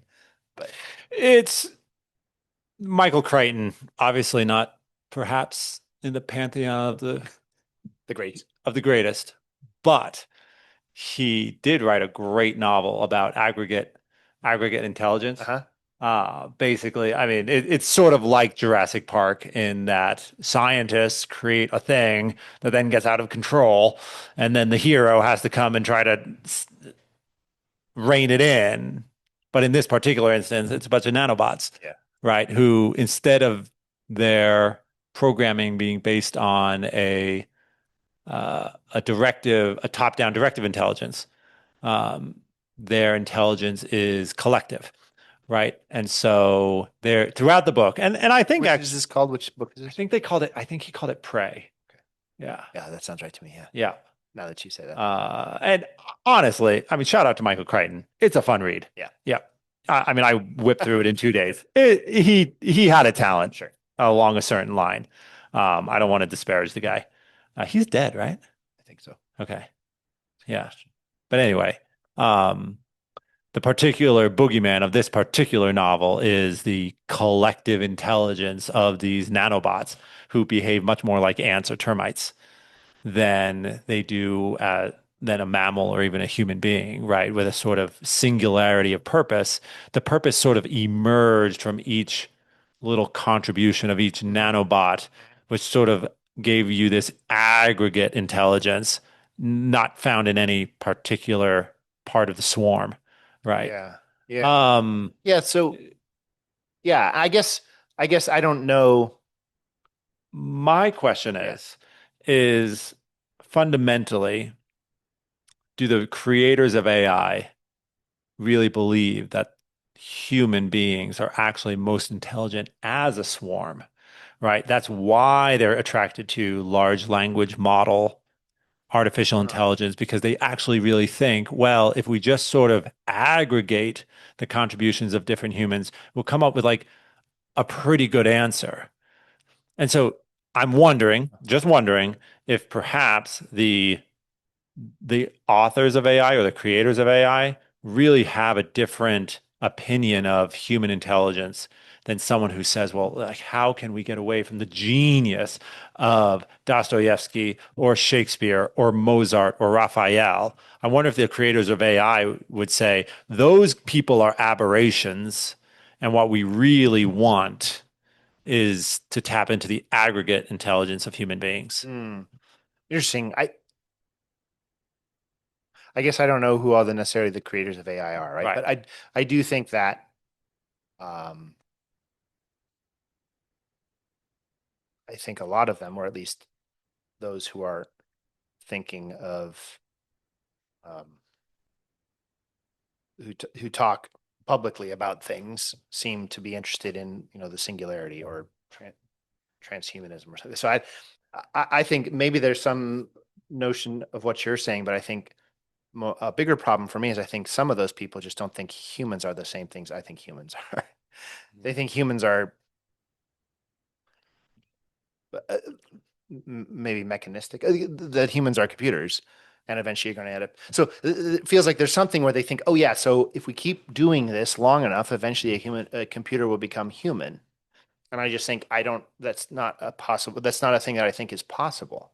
I think you don't understand what humans are. Not that you don't understand what computers are. You don't understand what humans are. This is not a thing that's ever going to happen. Like it's not going to be. It's not going to have a soul. I just don't think it's going to have a soul. Doesn't matter if you get to the point where it can perfectly mimic. It doesn't have a soul. So I guess the way I think about AI in general, I think there probably could be good uses for it. So I don't want to say there are no good uses for AI. But if there is And a genuinely interested, and I guess I'll say instinctively supportive of its possibilities as a diagnostic Mhm, tool in the medical field. mhm. However, I am despairing of at the very least, of its current abilities in art, music, Sure. or prose, Right. or poetry for that matter. So it would be like almost anything else, right? If it's a tool, then you have to figure out the right way you're supposed to use it, right? And you might say it's great diagnostically when it comes to medicine. It's got a terrible bedside manner, right? So you're going to probably still want to have a human involved, right? But the to say let's figure out the ways to use it. There are things I think, this kind of the kind of the flippant way of talking about immigrants as being like people that would do the jobs Americans wouldn't do, right? So it feels like AI is being sold or billed to us as the thing that will do the The job that perfect humans immigrant, don't have to, right? the digital immigrant. Now the humans don't have to do these jobs, right? But um, but in fact, what many many of the AI uses that we currently have right now seems like they're actually replacing things humans do want to, would be willing to do, and I think probably should do, right? So there's this. I was horrified by it. Maybe I wasn't supposed to be, but there was at some point I was watching a YouTube video and a Grammarly ad came up, Hmm. and it was a Grammarly ad about a kid who was trying to write a paper in college, and was underwater. So the kind of the premise was there was actual water in the room. And his friend came in and was explaining to him how he could use Grammarly to help. Right? And it basically sounds to me throughout the course of the ad, his friend is saying, look, the things that a good writer does, you can just get Grammarly to do. You don't have to, right? And I felt like saying that's the thing that the human should be doing that, right? Including kind of highlighting a thing and saying, oh, make it punchier and more direct. I'm like, yeah, I mean, but that's what a human should do. Because the paper is meant to be a communication from one human to another. I don't like to have, so you should learn how to do it, right? So just it feels like it's being sold as a machine or a device that can do the things human don't want to do. But in fact, I think often it's taking away things that humans should do. Humans should do, and at least a few humans, specifically artists, writers, creators, Want to. do want to do. Yeah. Yeah. Yeah. Yeah. All right. Let's. I want to break off. I'm an amateur in the true sense of the word, right? I know just enough about AI to be dangerous, right? But partially because I have these weird. You don't play with it. Well, every now and then I do. I ask it something, right? So this is a.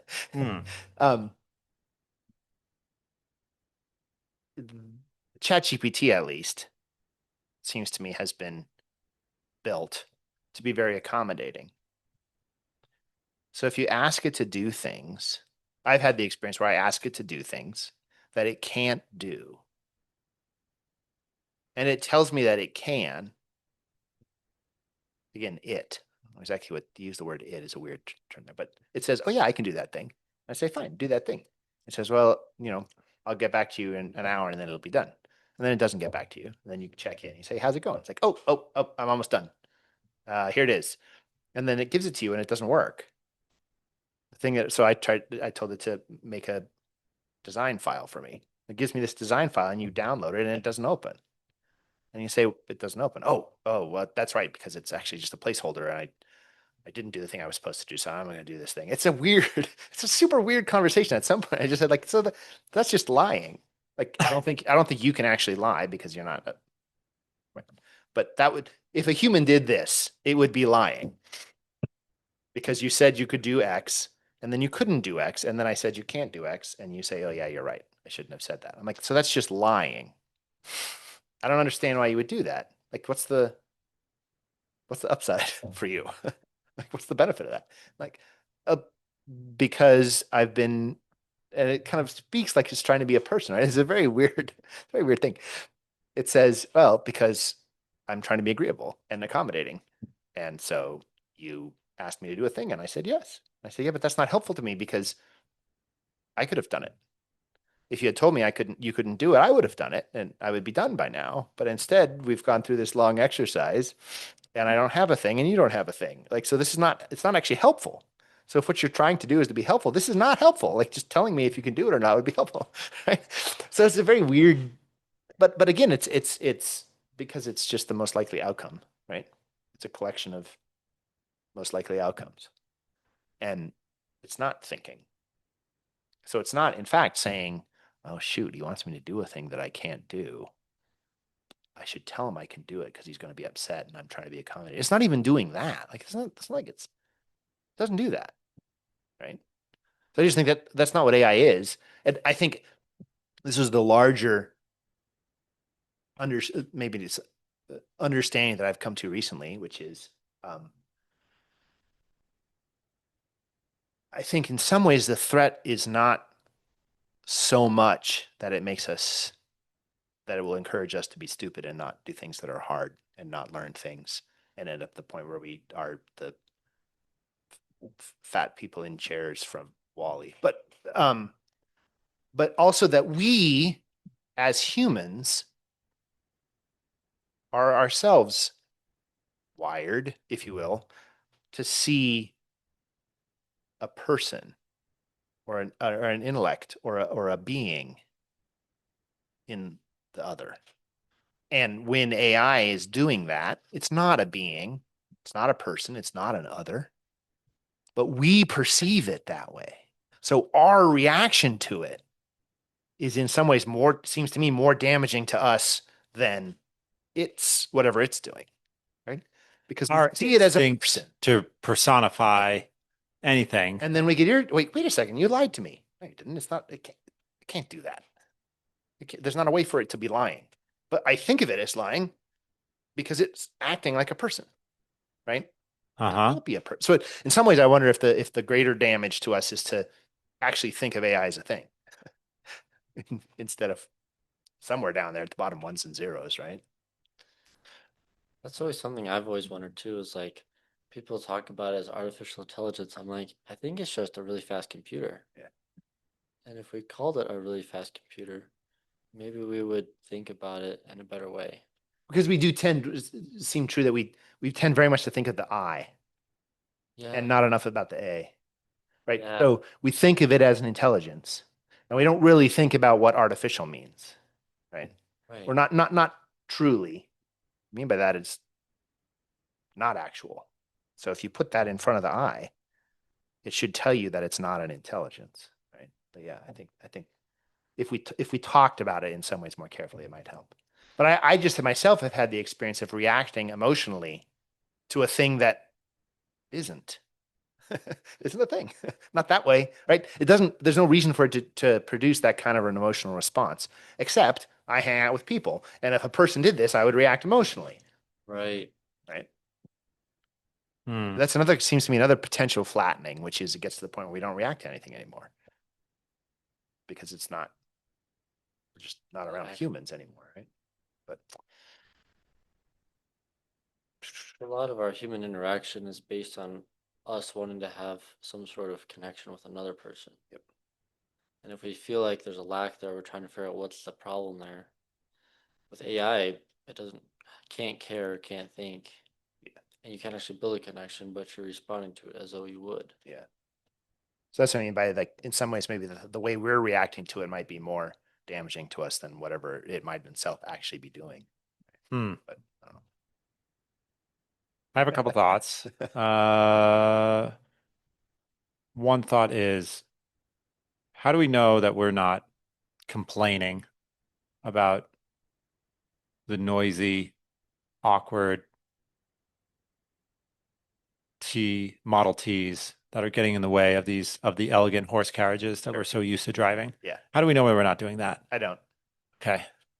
Um, And like not that I don't think horse carriages are in fact very elegant, but there was a way in which there was no point in complaining about the Model T because 30 years later, cars were awesome. And then another 30 years down the line, there would be no point in comparing a car to a horse-drawn carriage. sure. Well, I guess I would say this though. So I don't know. So I might just be a cranky old man who wants the kids to get off his lawn, right? That's possible. But also, even if you talk about the Model Ts and the horses, and then the fact that they're not loud now, they're not noisy the same way the Model T was. They don't smell the same way, whatever. Still, They have Bluetooth. there's something that we lost, right? It doesn't mean that, I mean, we're always making those, there's always gains and losses when you're talking about technology, right? But what we tend to do is to focus very much on the gains and not to be as aware of the losses until we're done with them, right? Until they are irretrievable. Right. So I was struck recently by we had some visitors and we took them out to the horse barn and Marjorie Papadopoulos. So I don't know if you've had Marjorie on, but We have. have you? Oh, good. Yes. So she was talking about um, the human the tendency of current generations of people to think of horses as machines because in the past when your transportation was very dependent on a horse you were pretty aware of a horse and knew what it could or couldn't do and that it was not a machine but then we had a machine doing transportation and you just don't react to a machine you don't interact with a machine the same way you would interact with another animal, right? And so we get to the point where we think of horses as machines. Now, if you spend, then you start to, that's not irretrievably lost. You can get that back by spending some time around a horse and realizing it's not a machine, right? But I thought the point she was making, which was a wonderful one, was there is kind of a loss there. So you say, okay, now I've got the Model Ts. Now I have the non-noisy, non-smelling Model Ts. Right. But you've actually kind of lost something along the way. It doesn't mean we should all go back to having horses, right? But we lost something when we got away from horses and we weren't paying attention to it. And it does affect the way we interact with things, right? It can be solved by getting people on horses or, I don't know, around animals or outside or any number of things, right? But that it does change the way we think about things, right? So I think even if you were to say, oh, we're probably just complaining, and in 20 years, everybody will be happier about it. Maybe that's true, but we will lose, but there's a very good chance that we will also lose something along the way. That's the thing I'm complaining about. In that when it comes to new technologies as a race, we are never in the habit of saying, yeah, we're going to adopt this. But let's do it with our eyes open, There's gonna be knowing some what we're trade-offs. losing, right? We Right. don't tend to do that. We tend to get very excited Right. and think that finally, at last, this technology will usher in Eden. And I think, to go just one technology back, that's what happened with the cell phone, right? There's a bunch of things you lose with the cell phone. There's some things you gain, there's a bunch of things you lose, but we embraced it so completely and so rapidly that I think there's things we actually lost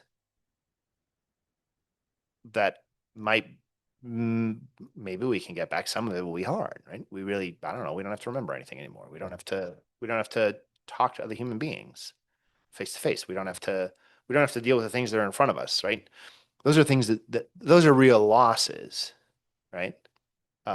So I'm more inclined to think so I guess I would answer your question by saying, maybe we're just complaining about the Model T. But actually, part of the complaining about the Model T was right. That doesn't mean we're not going to end up with the Model T. And part of it complaining about the internet was right. Right. Part of complaining about the cell phones is right. Part of complaining about AI is right. So let's just make sure that we're recognizing we're not making a deal with the devil that we're not aware of, right? And maybe it's just a matter of saying, make sure as we go along that we're not making a deal with the devil. Maybe that can govern our use of AI, but it doesn't feel like that's what the conversation we're having right now. No, the conversation is how can we get this technology into as many spheres of human pursuit as possible, as fast as possible. As if somehow the AI itself is a virus that is demanding its makers planted it right as far and as wide as possible. It does feel sometimes I think to myself, like, literally 70% of the science fiction movies that have ever been made are about why what we're doing right now is a bad idea. Maybe all those movies were wrong, but right now we are doing exactly what every science fiction movie says not to do. Right? Yes. And yes. Skynet became self-aware, and then we ended up with Arnold Schwarzenegger. Right? So okay. So yeah. So I want to jump in on that point real quick. Okay. So it does. I don't have a direct experience of this, but I have read that in fact AI is a very good tool for some diagnostic tests in the medical field. Mm-hmm. Great. It's knocking it out of the diagnostic tests on a number of different things. It seems to be able to summarize things well, right? Right. But then I look at the art and the video content and the prose and the poetry it produces, and I've said this before, it quite literally feels like a nightmare. Like I remember my nightmares from when I was 5 years old. I remember them, and I have thought of. I don't want to get over excited about this, but I'm a little excited about it. I remember the feelings my nightmares gave me as a 5-year-old, and then when I watch some of the AI produced video content and read some of its prose, it feels the same way. Yeah. And my reaction to all this is, why is no one talking about that? Yeah. That this stuff is inherently unsettling and creepy and sort of orcish. Yeah. So it seems to me you're talking about the uncanny valley writ large there, I think, right? So they use the term uncanny valley where they talk about, mostly it's a visual thing, right? Where they say, oh man, this computer animation, and it just looks like the eyes are just wrong, right? Yeah. But in a way, you're talking about it feels to me like what you're saying is what you're really identifying there is it's not human. It doesn't look human, right? It's not human. It's close to human, which is in many ways worse than just being incredibly weird. Like what we would describe intelligent but soulless. Yeah. Right. So I think Or what you'd say is the kind of the vibe of AI is to be that writ large, right? She's all over the place. You have something which kind of looks a little human, but isn't human, right? Which is eh, nightmare fuel. which is nightmare Yeah. fuel. Okay, so that yeah, so okay, on the visuals front we have nightmare fuel. So that's where we've gotten. Yeah. Great. Nightmare fuel. Then in the areas of prose and poetry, it's utter dreck. Yeah. It's just stale. Yeah. Right? I have to say, probably part of the reason I hate AI so much is because I love M dashes and I use M dashes all the time. Mm-hmm. And now I'm being told that that's a sign of AI and it Oh. makes me sad. I know. I love M dashes. good. They're awesome. Right. But that's a little bit I said, yeah. So up until now, pretty much all the AI stuff that I've seen written is boring. It's not evil. It's just boring. Right. Okay. So that's my next question. Yeah. Okay. So like on one front we have nightmare fuel. On another front we have utter boredom. And then on another front we have um sorry, boring, soulless and nightmarish, uncanny valley, nightmare fuel. And then in the area of art, like still images, Yeah. it's just stupid. Yeah. Right? Like It gets better. it's gotten better. I mean, better, they've but it's eliminated the sixth finger, I guess. yeah. All right, so But we have the duplication was always weird to me. So you have an image where the main character is up close, and then there's a crowd behind him, and pretty soon you can identify the same face that the main character has yeah, in the crowd. yes. Like so that literally never happens. Like nobody who is making a painting or has taken a picture would ever be in that situation. You're like, oh, copy and paste there, right? Yeah, so the still images are just bad. Like they don't even make sense. Like you look at the images and you're like, oh, someone typed in, give me an image of Nazi soldiers, Nazi soldiers leaving a camp, right? And then like you have Nazi soldiers marching out of like a Girl Scout camp and they're carrying Girl Scout cookies, right? Yeah. So you have bad, you have boring, and you have nightmarish, right? Then people are saying, well, we're close to AGI. We're close to artificial general intelligence. Like this stuff is advancing so rapidly that it is going to start taking over human prudence and governance. Yeah. Well, no, that this is precisely my point. I'm like, on what evidence are we making that claim? This stuff is stupid, boring, or utterly abhorrent. And we're saying, but we're a few steps away from AGI. So I feel like we're like simultaneously even among the AI critics, we have this simultaneous fear that we're only a few steps away from AGI, while at the same time we have this simultaneous criticism that it is really bad. And I'm like, guys, pick a lane. Is it bad and sort of forgettable, or are we two steps away from Skynet? Sure. Yeah. And no one seems to have an answer to that. Sure. Yeah.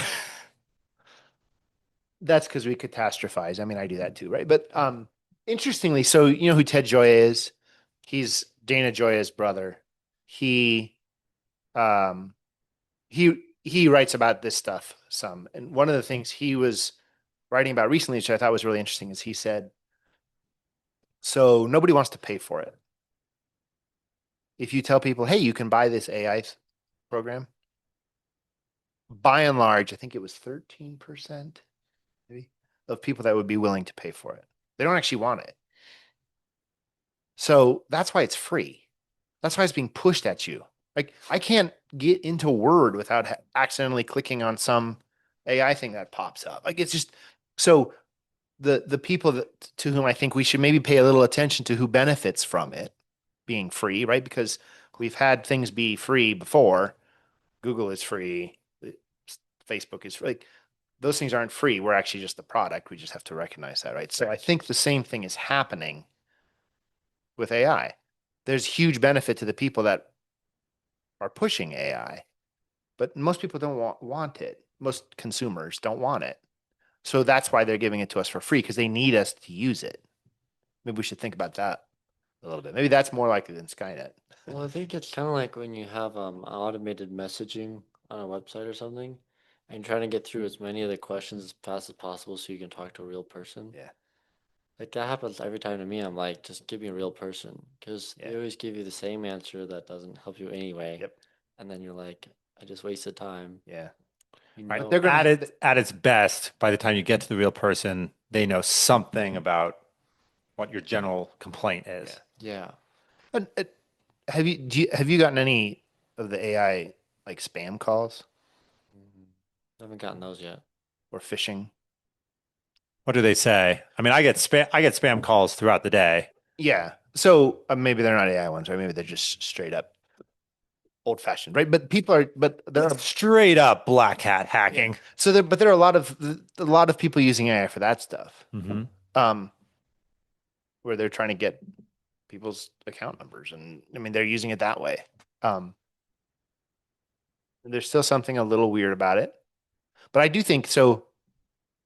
Finally, I think I'm not an old person who wants people to get off his lawn, because I think fundamentally I have some real optimism about what AI is going to do. Not because of what AI will produce, but because it feels like AI is making it increasingly difficult. People using AI are making it increasingly difficult for us to trust what we see or what we hear or what we read on the internet or almost anywhere, right? Which means that finally, the only currency that we will trust is this, knowing that we're in the same room. Like, I know if you can use AI to do job interviews. They use the video AI and they use the audio AI, and they can just have the AI do job interviews for themselves because it's being done over Zoom, right? Set up a Zoom job interview, and they just have people doing it. They've done that with, like, kids in class. Like, there's nobody actually there. They just set up a program. If I want to have a That uses pictures of your face and your body to. Yep. Right. And is it actually good enough at the lip syncing so that you're like, oh, I mean, for somebody who doesn't know who I am, sure. Yeah. But which is why I say, like, fundamentally, it seems to me I'm going to be able to say, oh, in fact, if I know that you're in the room with me, that means something. There's value there, which I don't have if I'm talking to somebody on a cell phone from miles away. So in fact, if we get all the way to the end of the AI, then it makes actual human interaction and actual human presence more valuable, right? Because it becomes the only thing that we can trust. The only thing that we know is actually happening. And that seems like it's a good thing if we end up over there. Interesting. I don't know that we have to go through all of this to get to that, but We might have to. Right. We might have to go to rock bottom where you can't believe anything on a screen anymore. right.